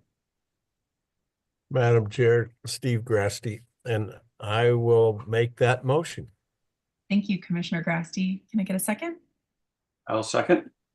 Great, thank you, Commissioner Dewar. All those in favor of approving the County Opportunity Grant request, please signify by saying aye. Aye. Aye. Aye. All those opposed, no. Hearing none, it passes. Thank you.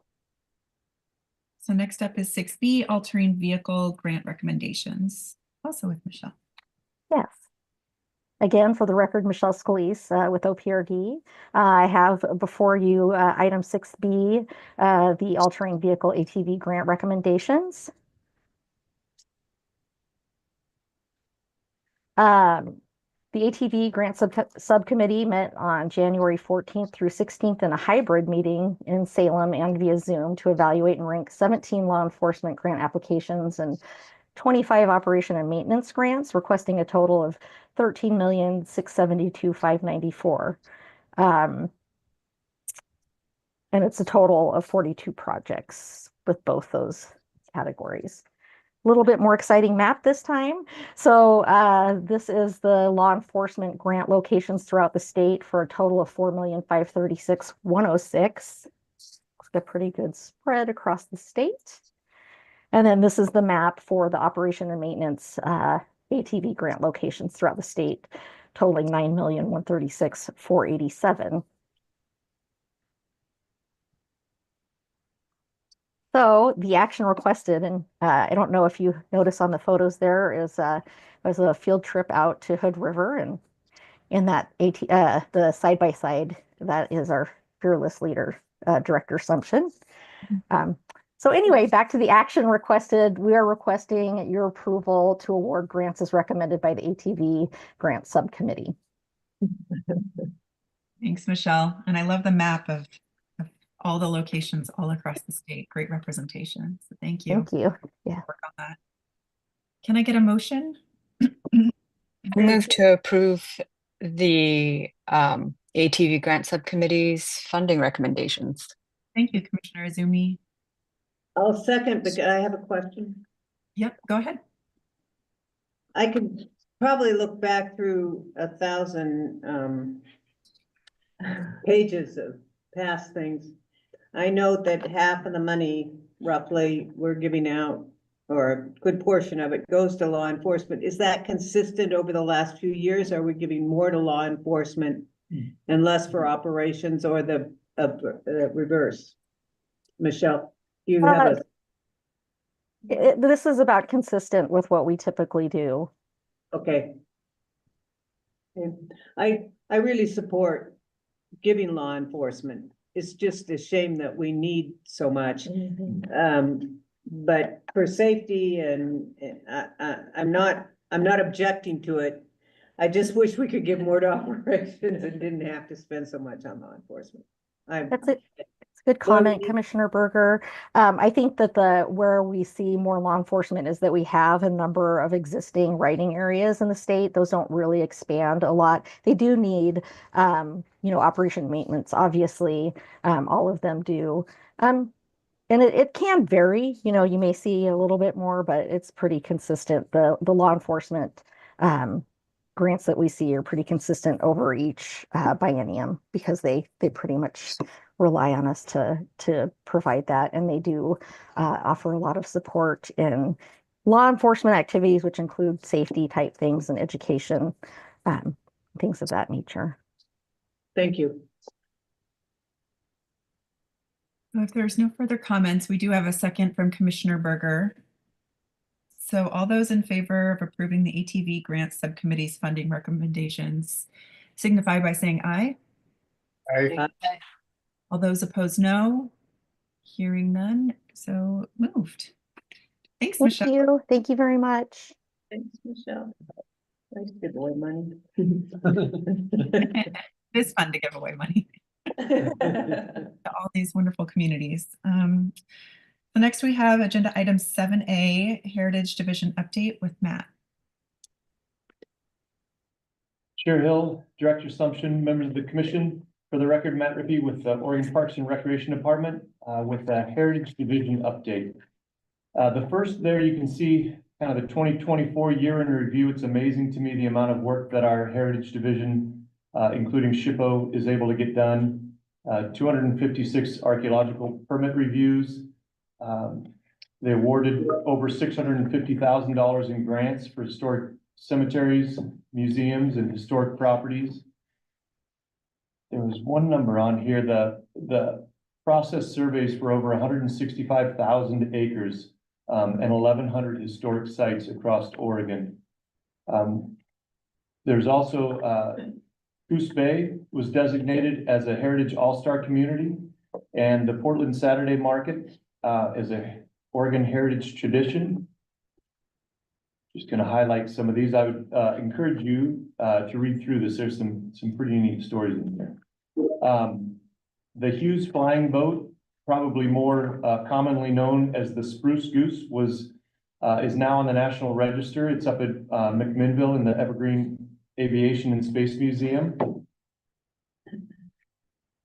And then I just wanted to highlight some of the grants across the state. The Oregon Historic Theater Subgrant Program. Most of these, it's pretty neat to look through the list of theaters that receive this funding. They're all in some of the more rural areas, from Coos Bay up to Enterprise and Vail over to Newburgh. With that, I will pass it back to you, but I just wanted to give you those highlights and updates. Thank you. Thank you. Our chair has taken a moment's break, so I'm moving on. Thanks, Matt. I was particularly interested in the Spruce Goose thing finally being recognized. Without further questions, we'll move to the next item. We're skipping 8A. We removed it from our agenda as far as I know. And moving on to 8B. Well, I was ready to go. Thank you. I'm going to share my screen, but Chair Hill, Director Assumption, members of the commission, for the record, my name is Rob Morris. I'm the engineering lead for Park Improvement Central Services here with Oregon State Parks and Recreation Department. As was mentioned, I am here to report on agenda item 8B. AA was removed from the agenda. No need for action on that right now. But I'm going to share my screen just to give you guys some visual aids of the project that we are currently asking for. So As you can see, here's a picture of our staff cabins under construction at Nehalem Bay State Park. And so agenda item 8B is a request for additional construction funds for the staff cabin village construction at Nehalem Bay State Park. The construction budget was previously approved for 1.2 million. The lowest bidder, or the bidder that it was awarded to, had a bid of 1.189 million, so very close to the originally approved construction budget. And so what this is asking for is an additional 150,000 for construction contingencies on this project. As the project begins to get off the ground, you can see there's already been quite a few of the cabins getting walls and starting to get roof. The contractor has flagged a few items requiring clarification and minor construction adjustments. These sort of things are typical when you have a project like this that's using a standard cabin design that we use all over the agency, and then you try to adapt it to a specific site. So these are constructability and project siting considerations that will result in change orders, and those change orders are expected to exceed the approved contract budget of 1.2 million, being that they came in so close to that mark. Typically, in these construction projects, we like to allocate and request 10 to 15% contingency just for these sort of scenarios. Like I said, or I'll say the proposed construction timeline, work began in December 2024 and is scheduled to be completed in April of this year. Prior action by the commission was a budget approved up to 1.2 million, and the ask is action requested is an approval to increase construction contract to 1.35 million. Thanks, Rob. Any comments on this from commissioners? They will be done, Rob, for the 25 season? It says here that they should be complete in April of 2025, yes.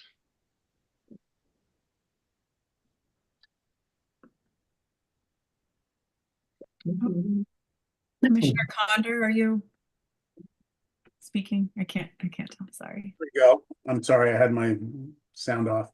Rob, I was gonna ask you, what happened with the apparent low bidder for non-responsiveness on a submittal? That seems kind of odd. You know, unfortunately, I am not the project manager, so I don't know all the details of that contract. It may have been, well, I don't want to conjecture because I wasn't part of the contracting and negotiations for that. So unfortunately, I can't be any more specific than they weren't responsive on some submittals that, we required of them. Okay, seems odd.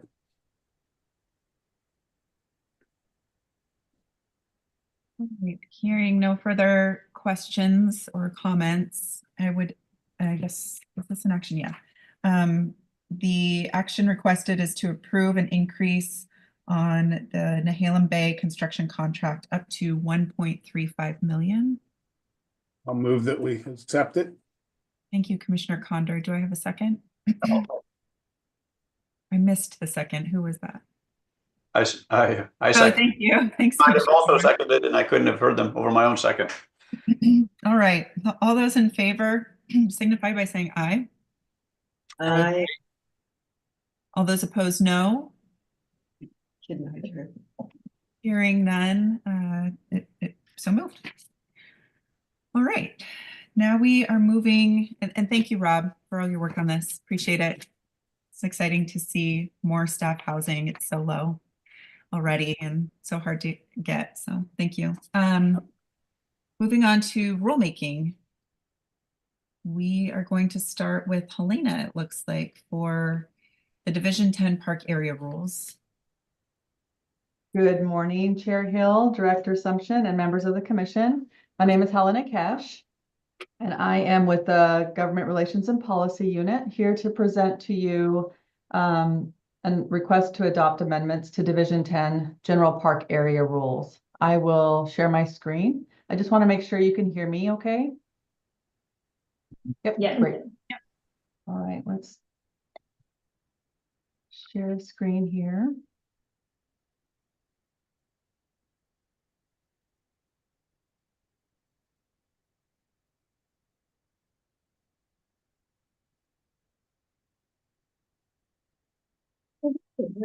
Sharing, and then I will start my slideshow. Just let me know if you can see the slideshow. And Yeah? Great. Okay. So again, here to present on Division 10, and we are amending this rule. This rule is actually a pretty large rule, and it really does guide the public on the use of our park properties.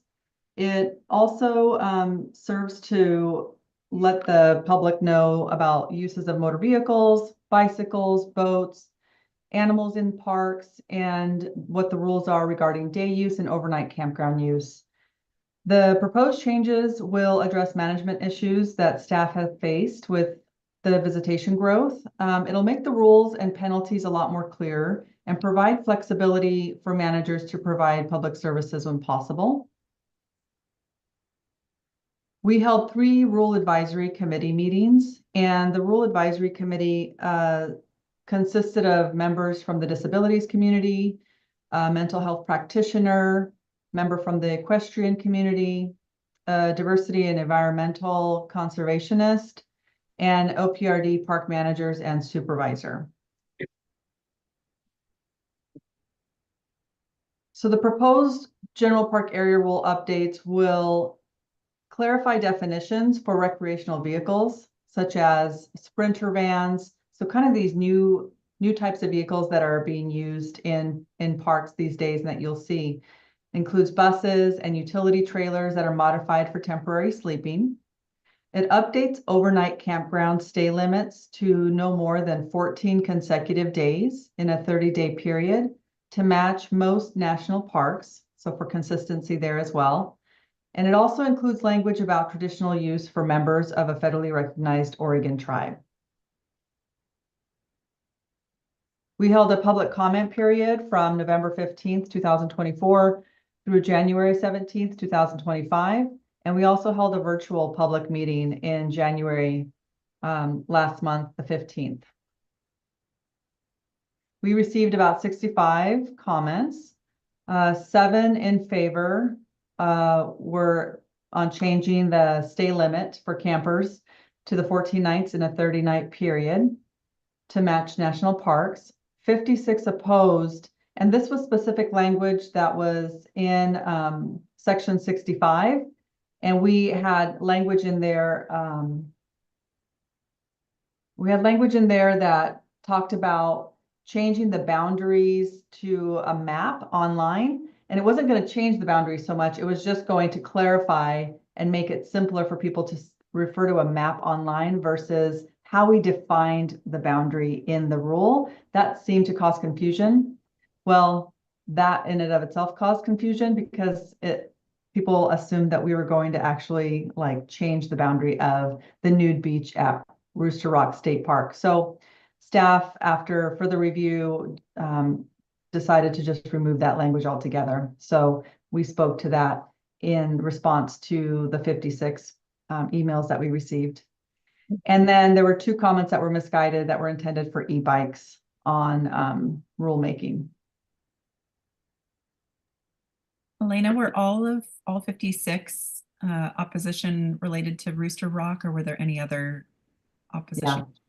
Okay. There were no oppositions, just the 56 on Rooster Rock, and we clarified that one, and everybody was happy. We were not going to mess with Rooster Rock. There is at our new one and only new beach. Right. It's a very important part of, a lot of people's recreational activity. So, so again, just kind of a snapshot of the comments that we received. And on the camping stay limits, they weren't consecutive before. This will make them consecutive now. So the old rule was 14 consecutive days in 17, and now it's 14 days in a 30-day period. So it really does kind of expand 14 days in a 30-day period per park. So the request of all of you is the adoption of amendments to Oregon Administrative Rule 736-010-0015 to 736, sorry, that's a little typo, 010-0065 to update general park area rules. Commissioner Berger? Yeah. This is kind of nitty gritty. And I'm not gonna nuke the thing on it. But under the motor vehicles discussion, the addition of persons under 16 years of age are required of protective headgear unless wearing the headgear would violate a religious belief or practice. I'm trying to visualize the headgear you'd put on a 12-year-old that would be a religious exemption that is more important than the safety of their head. And I'm having a tough time with that visualization. The helmet. Sure, so there's a lot of cultures and religions, and one that I would suggest is maybe the hijab. Well, you could put a helmet over a hijab. And depends on the style and depends on the type. And there's also the Russian believer community in the North Willamette Valley that wear the headgear.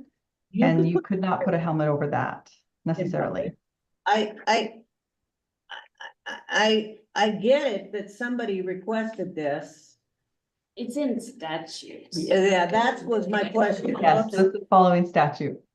Okay, if it's clearly in statute, but I am really bothered by it because we're talking about children here and we're talking about motor vehicles here, and the safety of their head can be accommodated by helmets for just about anything that I can imagine. So if it's in statute, we'll have to have it, but I'm bothered by it and I want to put it on the record.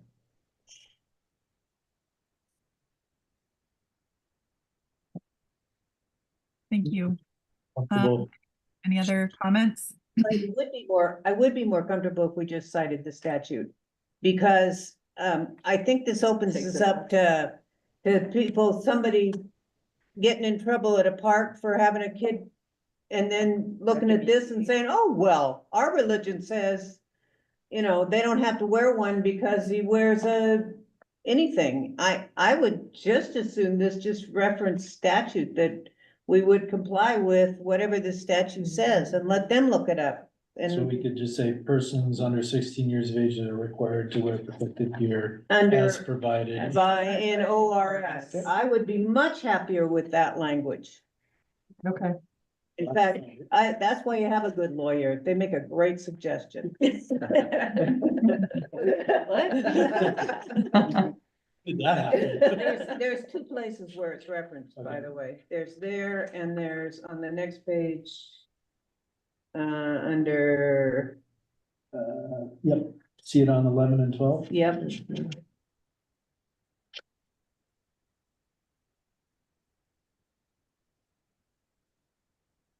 Okay, we can make those changes. We can add the ORS in there.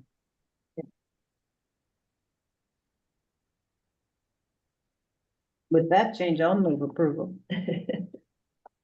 Okay, And- we have a motion on the table. Are there other questions or anything else? All right, we have a motion on the table. Can I get a second? Second, Steve Grasty. Thank you, Commissioner Grasty.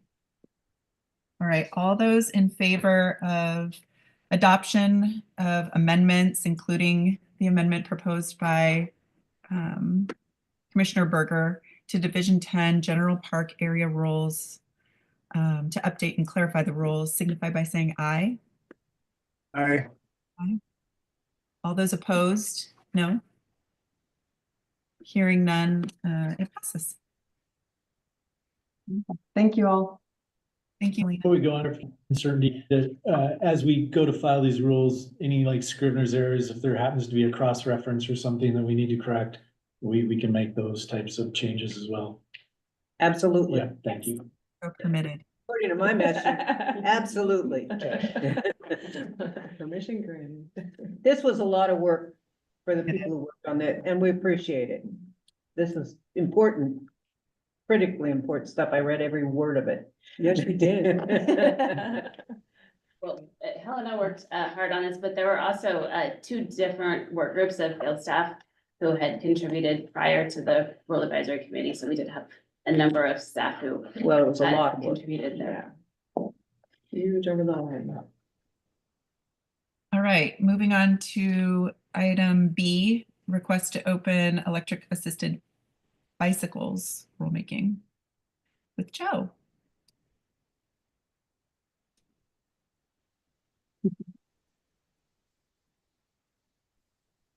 I know how to unmute. Okay. Good morning. Hello, Chair Hill and the Oregon State Parks and Recreation Commission. For the record, my name is Jo Niehaus, and I'm a policy advisor in the Government Relations and Policy Unit.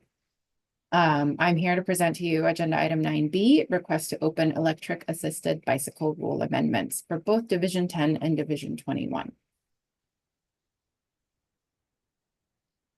A little background, our state park system has had e-bike rules that have not been updated in about 7 years, and the technology and availability of the e-bikes have come a long way since.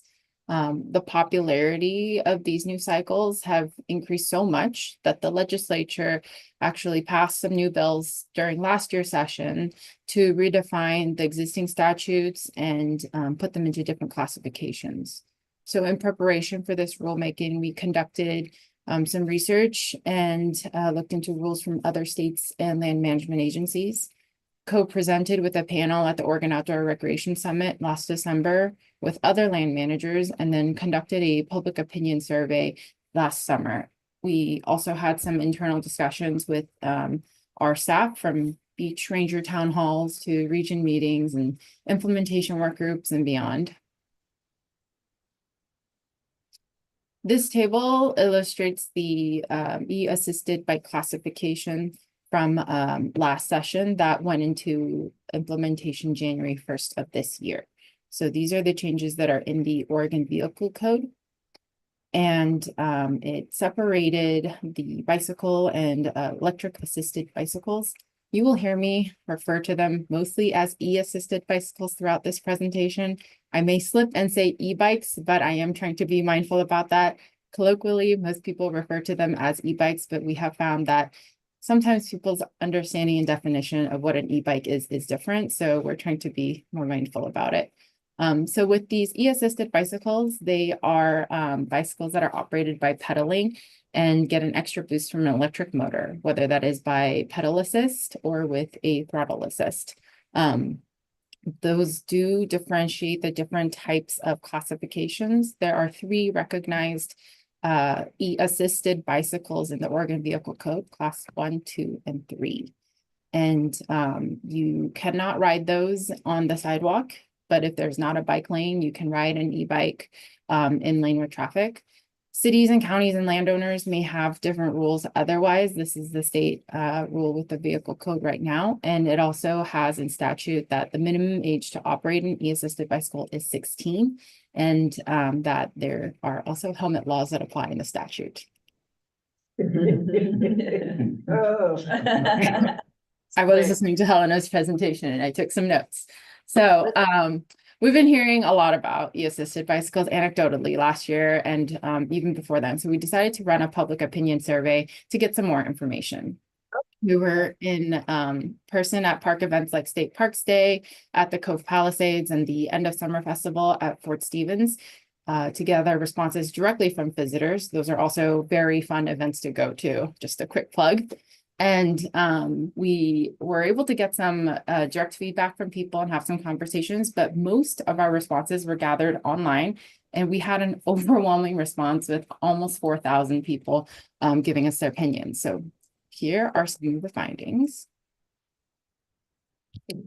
How often do people encounter e-assisted bicycles? We wanted to know if this was something that we were hearing just in general, or if this really was something that people were seeing, or if people could even really tell if there were e-bikes as they were in the parks recreating or even on the ocean shore. So the observation was that e-assisted bicycles being occasionally or frequently being observed had about a 2/3 majority over rarely or never. And the dispersion of classifications have leaned more towards the class 1 e-bikes for mountain bikers. We've heard of families getting a lot of class 2 mountain bikes, or not mountain bikes, excuse me, of e-assisted bicycles. But we found out throughout the survey that for the most part, it's a pretty equal distribution with people owning or riding the different classes. Has encountering e-bikes on trails impacted your recreational experience? We had, yes, they have negatively impacted my experience at a little over a quarter. Some have said that they had impacts, but the impacts were positive, and about half said that no, there has not been any impacts to recreation. This was helpful to know because while bad actors may be reckless or potentially endanger others, no matter what the form of recreation is, we don't hear about the majority of people who want to access their public lands responsibly and enjoy their form of recreation in a safe way. But there's always fear, even if people are participating in that recreation or not, that there is going to be damage done by the people who describe the experience for others. And that was really reflected across the board. Even if people didn't have negative impacts or no impacts at all, they did bring up in some of the comments that they were concerned about speed, appropriateness of operation around other visitors, and enforcement, how that would be based and if that would happen based on classification. The positive impacts called out the responsible and considerate users and the benefits it had, including for ADA uses and mobility aid benefits. And even so, with the good actors in mind, there were always concerns that paired them. This is an interesting demographic data that showed age ranges.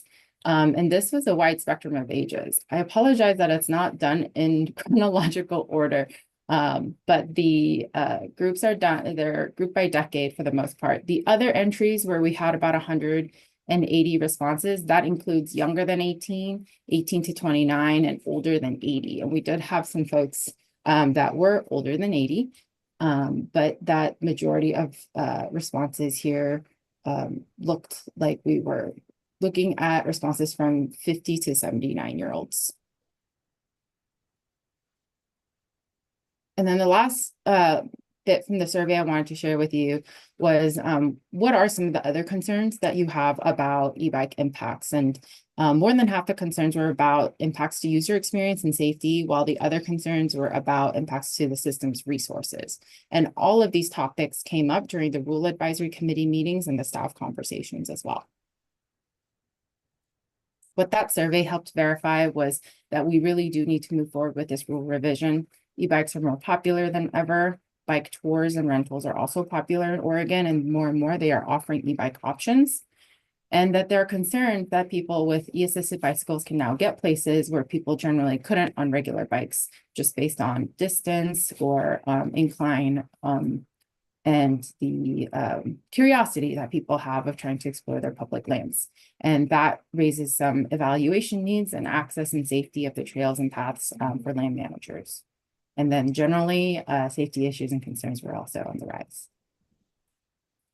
Our Rule Advisory Committee, and I would just like to take a second to thank all of them. This was a very large group of folks, and they were very patient as they met with me 4 different occasions and allowed me to facilitate their discussions, which were very, very helpful to us in understanding what their concerns were, their experiences. We had perspectives from many different types of people. We had trail groups, different agencies, federal and state and local. We had folks from law enforcement, recreation groups, people who had e-biked and are in the business with tours and shops, and people who had never e-biked before, but utilize the ocean shore and our state parks in different ways.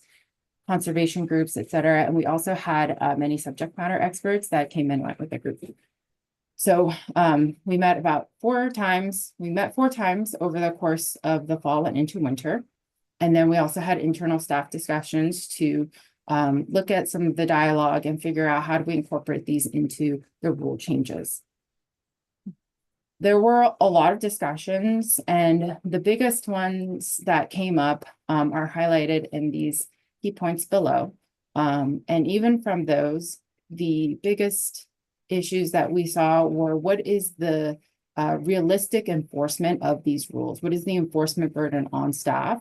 And how do we balance access to recreation? Even if it's not something as land managers we had imagined 100 years ago or 50 years ago or even 15 years ago. And how do we match that with our stewardship of the lands?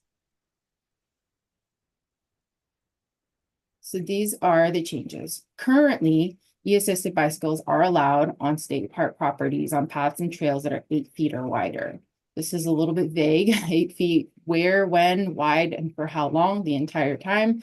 And they are allowed on all roads based on the state highways rule. Our proposal is that e-assisted bicycles can be on trails and paths were specifically allowed and posted for the activity. And by not mentioning a specific class, that does mean that it opens up to all 3 classes.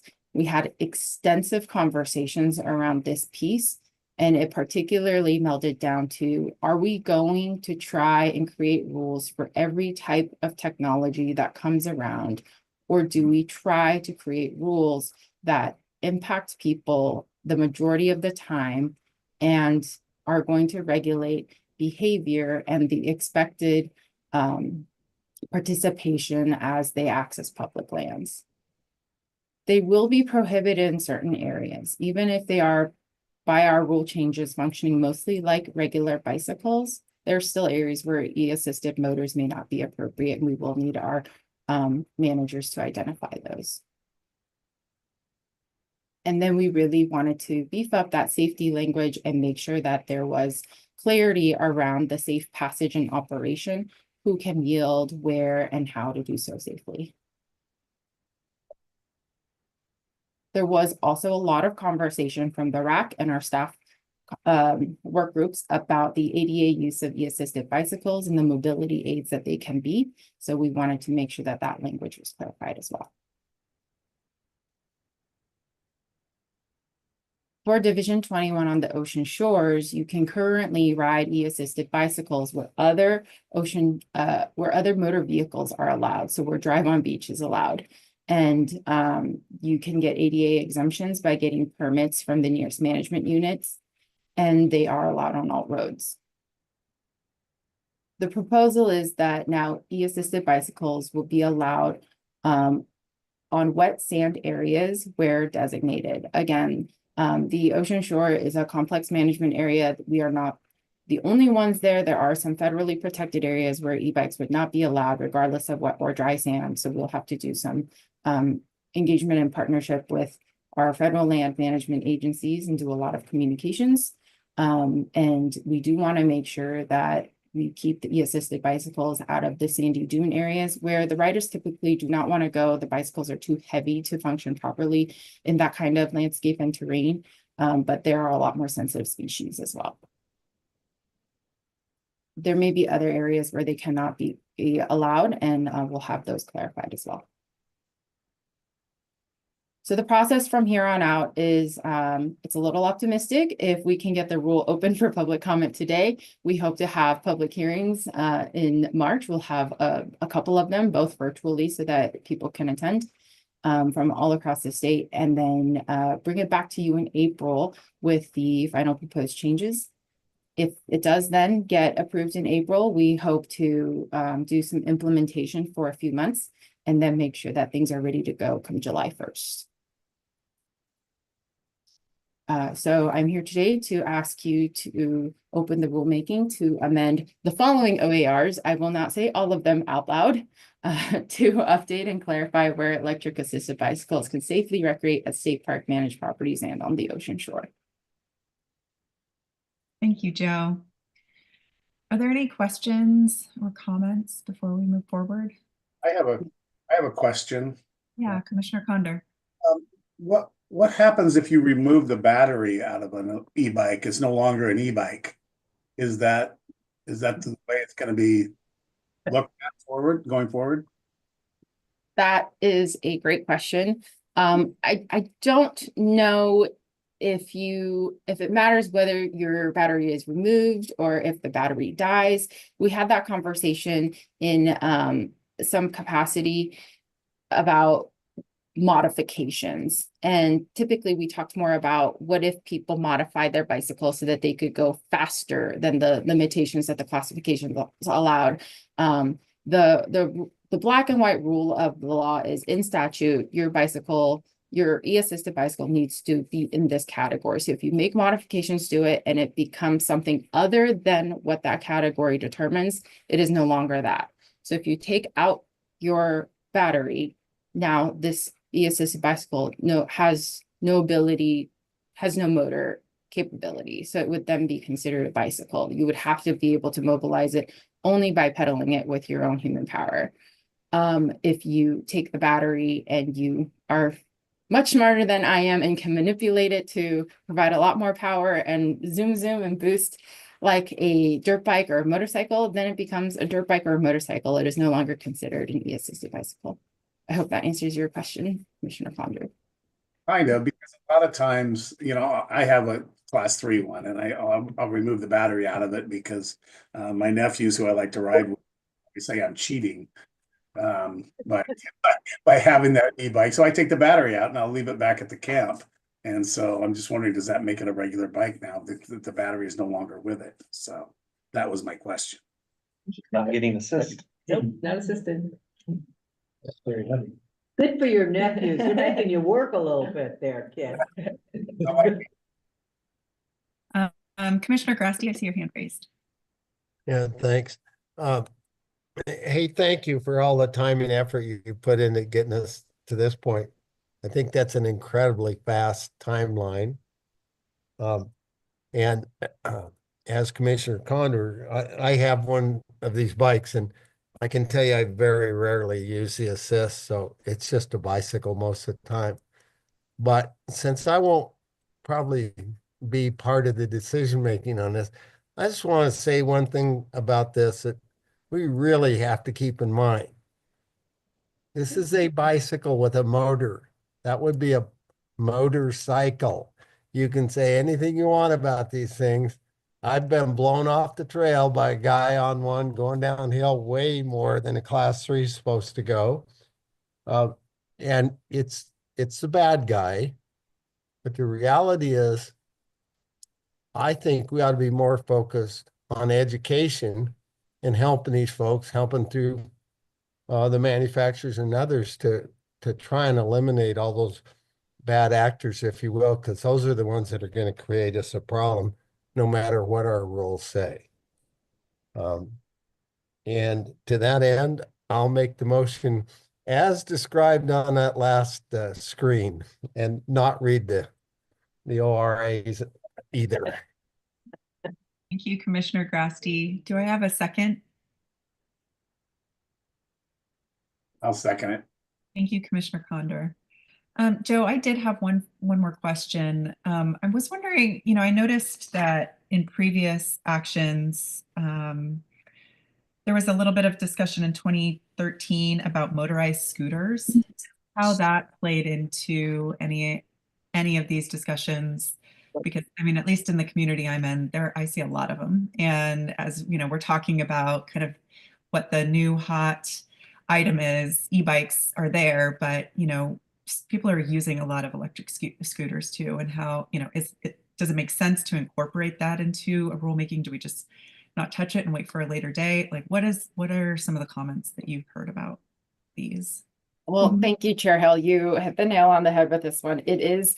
Don't touch it and wait for a later date. At the moment, if I'm being frank, the state has an e-micro mobility work group right now. It's an interagency work group that is tackling the question about e-scooters, one wheels, e-skateboards, and segways, if people still ride them. I haven't seen one in a long time.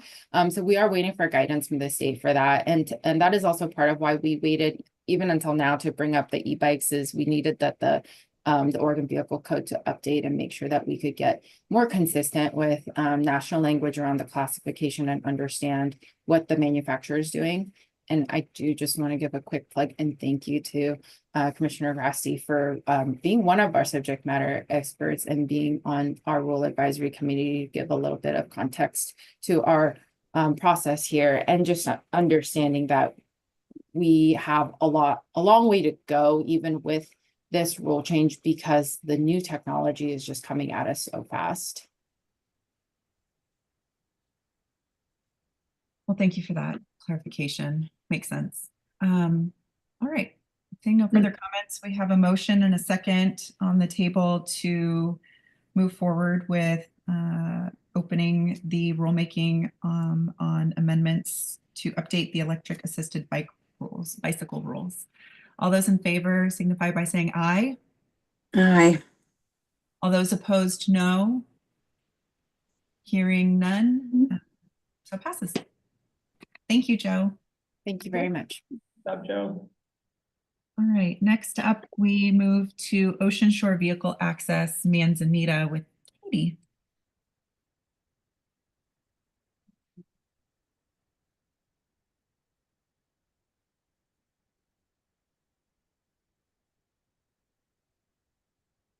Chair Hill, Director Assumption, members of the commission, Katie Gauthier here with agenda item 9C. Request to open rulemaking to prohibit vehicle use along the ocean shore near Manzanita. This request came to us in the form of a resolution from the City Council in Manzanita.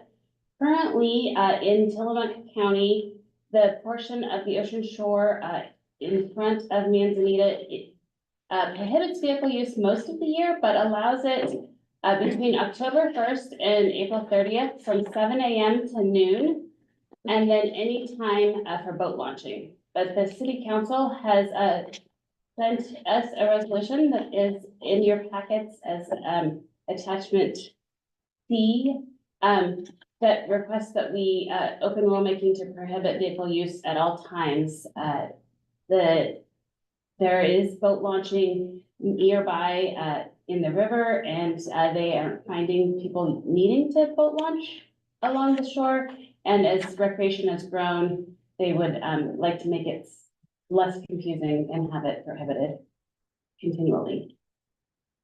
So this is just to give you a sense of where we're talking about. This is all of Tillamook County. And if you're in here, you probably can't see this very well. I know this one well. But, and then if we zoom in, this would be the change. This section right here would go from orange restricted to red prohibited. Yeah. And if you approve opening rulemaking, we would open a public comment on March 1st. We would hold an online public hearing in late March, and then the commission would consider changes in either the June or September meeting potentially. And we have worked with the city through this process. The city council president Kozlowski was planning to be here to answer any questions, but they had some power outages in Manzanita, so she was not able to join us, but I am happy to pass along if there are questions. And the city council would be invited, or the city would be invited to participate in the public hearing as well. So the action requested is to open rulemaking to add the beach from Oswald through Nehalem Bay as the list in the areas that are close to vehicle access along the ocean shore. That would be fun. Thank you, Katie. Do I have any comments from any of the commissioners or questions? Chair Hill, if I may. Oh. Yeah, go ahead. Just want to be clear that this is something the department's initiating, because the resolution doesn't meet the definition for a petition for rulemaking. So this is at this point, this is a department initiated. If you choose not to do it or anything, we don't have any APA obligations under the request for rulemaking. So just I want to make that clear. Thank you for that legal clarification. Very helpful to remember. Commissioner Dewar, you had a question? Yeah, just a quick question. Katie, thank you very much for presenting that. And I can attest to the fact that the North Coast has a lot of power outages right now. I'm actually astonished that I have power in my home to call in today. We didn't for many, many hours through the night. But anyway, I appreciate your presentation on this. I think that from what I recall us hearing in the past regarding this rulemaking request, it sounded like the city of Manzanita is very strongly interested in seeing this change to vehicle access on the beach, and that they had not been anticipating much public concern about the change as well. I know that we still haven't opened up the next logical steps in public engagement, but is that still basically what you're hearing as well? I'm not personally aware of any opposition to this proposed change, at least any group stepping forward or anything like that, but I just wanted to confirm that that's your impression as well. I think anytime we consider changes to vehicle access on the ocean shore, there are people who have concerns. So we will definitely have concerns raised. But within the community, I think that the council and the community I've not heard via the council, via the city, I haven't heard concerns. But I am certain we will definitely hear concerns raised in the public comment process. Sure. Yeah, there's I guess some small tradition of dory boats and things like that being launched, and so there are those kinds of details that may come up in the public comment. But with that, I move approval that we open rulemaking to amend OAR 736-024-0015 to add the beach from Oswald West State Park through Nehalem Bay State Park to the list of beach access places where vehicles are prohibited on the ocean shore. Thank you, Commissioner Dewar. Can I get a second? Steve Grasty, I'll second it. Thank you, Commissioner Grasty. Without any further comments or questions, all those in favor of opening this rulemaking signify by saying aye. Aye. Aye. All those opposed, no. Hearing none, the motion passes. And I think that's it. Do I have that right? One more. No, one more. 2025 rulemaking update. Sorry. To be easy.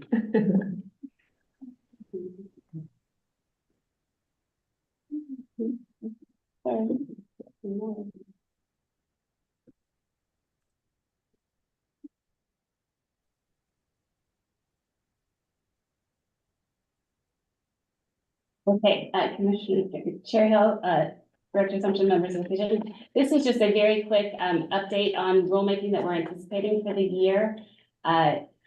And wanted to give you a preview of what you may see coming. This is very general. We will be putting this on our rulemaking page too, as there are some changes coming in what we're going to share publicly to make sure that everybody's aware of kind of the direction we're headed. So you have just seen these two rules, and this is the general timing that we've discussed for those two rules. Drone use, I know we've talked a lot about drones over the time. We were going to try to do that one sooner, but it's taken a little bit longer. So we are going to kick off a RAC this spring, a new RAC, and we're working to convene that, and then look to have public comment over the summer, and then potentially would come to you in the fall and or winter for a decision. Ocean shore permits, whether or not the legislation passes, we need to do rulemaking, but if it passes, the rulemaking would be slightly different. So we are looking at potentially doing a RAC spring with public comment in the fall and a decision in the fall or winter. Archaeological permits, you had recently approved rule changes, and we just need to make some technical changes and updates some of the things that were changed. Our heritage team would like to make some revisions to some of those changes to make that work better. So we're looking at a RAC and working with our tribal partners based on statutory requirements for that program. In the fall with a winter public comment period, and then a winter or spring decision. And then one that you may not have seen or heard a lot about, commercial use. We have a rule that currently says that you can't accept money in a park.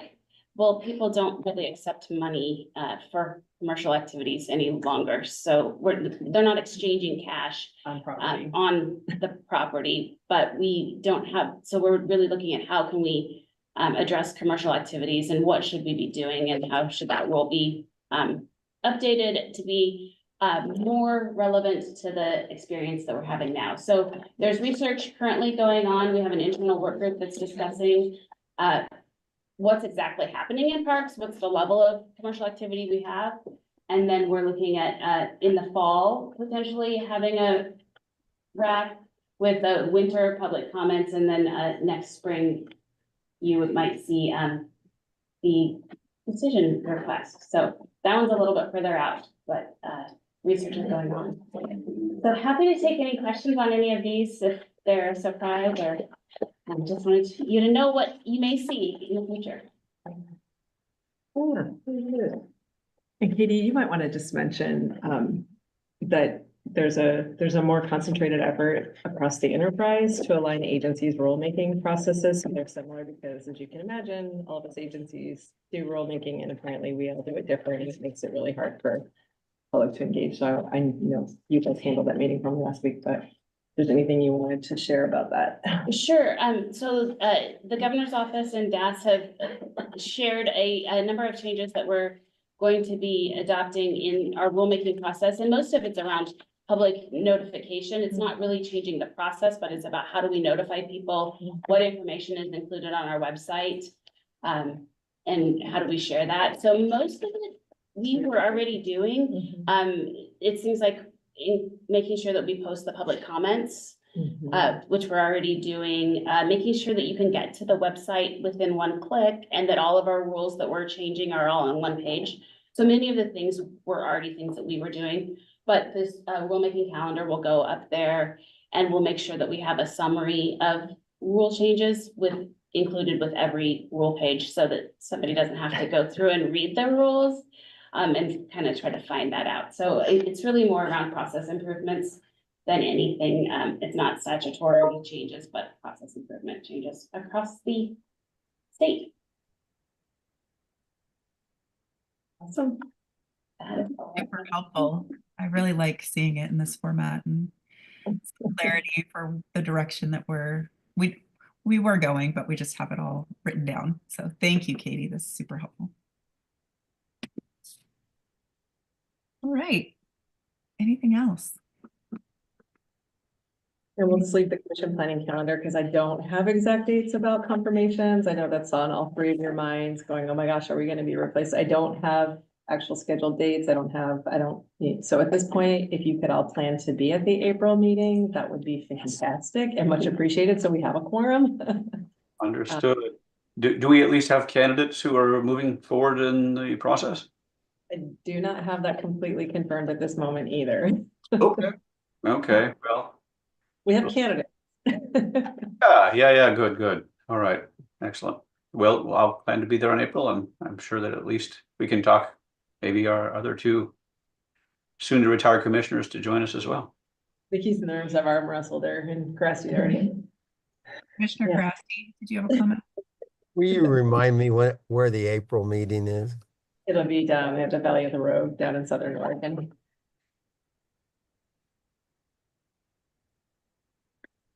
And again, if I get an update here soon, I will let you know as soon as I know. That way you can keep your calendars accordingly. It could be that it's April for the confirmations, and it's just, is it the date before or after our meeting? So there's all this weird little technicality. So at this point, if you could just tentatively plan to be there in April, then we know we're good. Irvin to replace. Only I can apply that to Howard. Some people are irreplaceable. Exactly. All right, well, the final items under 10 are for information only. So without any further comments or good of the order, we will go ahead and adjourn this meeting. Thank you all. Great job. Thank Thanks, you. everybody. Thanks, everyone. Bye. In April. Yeah.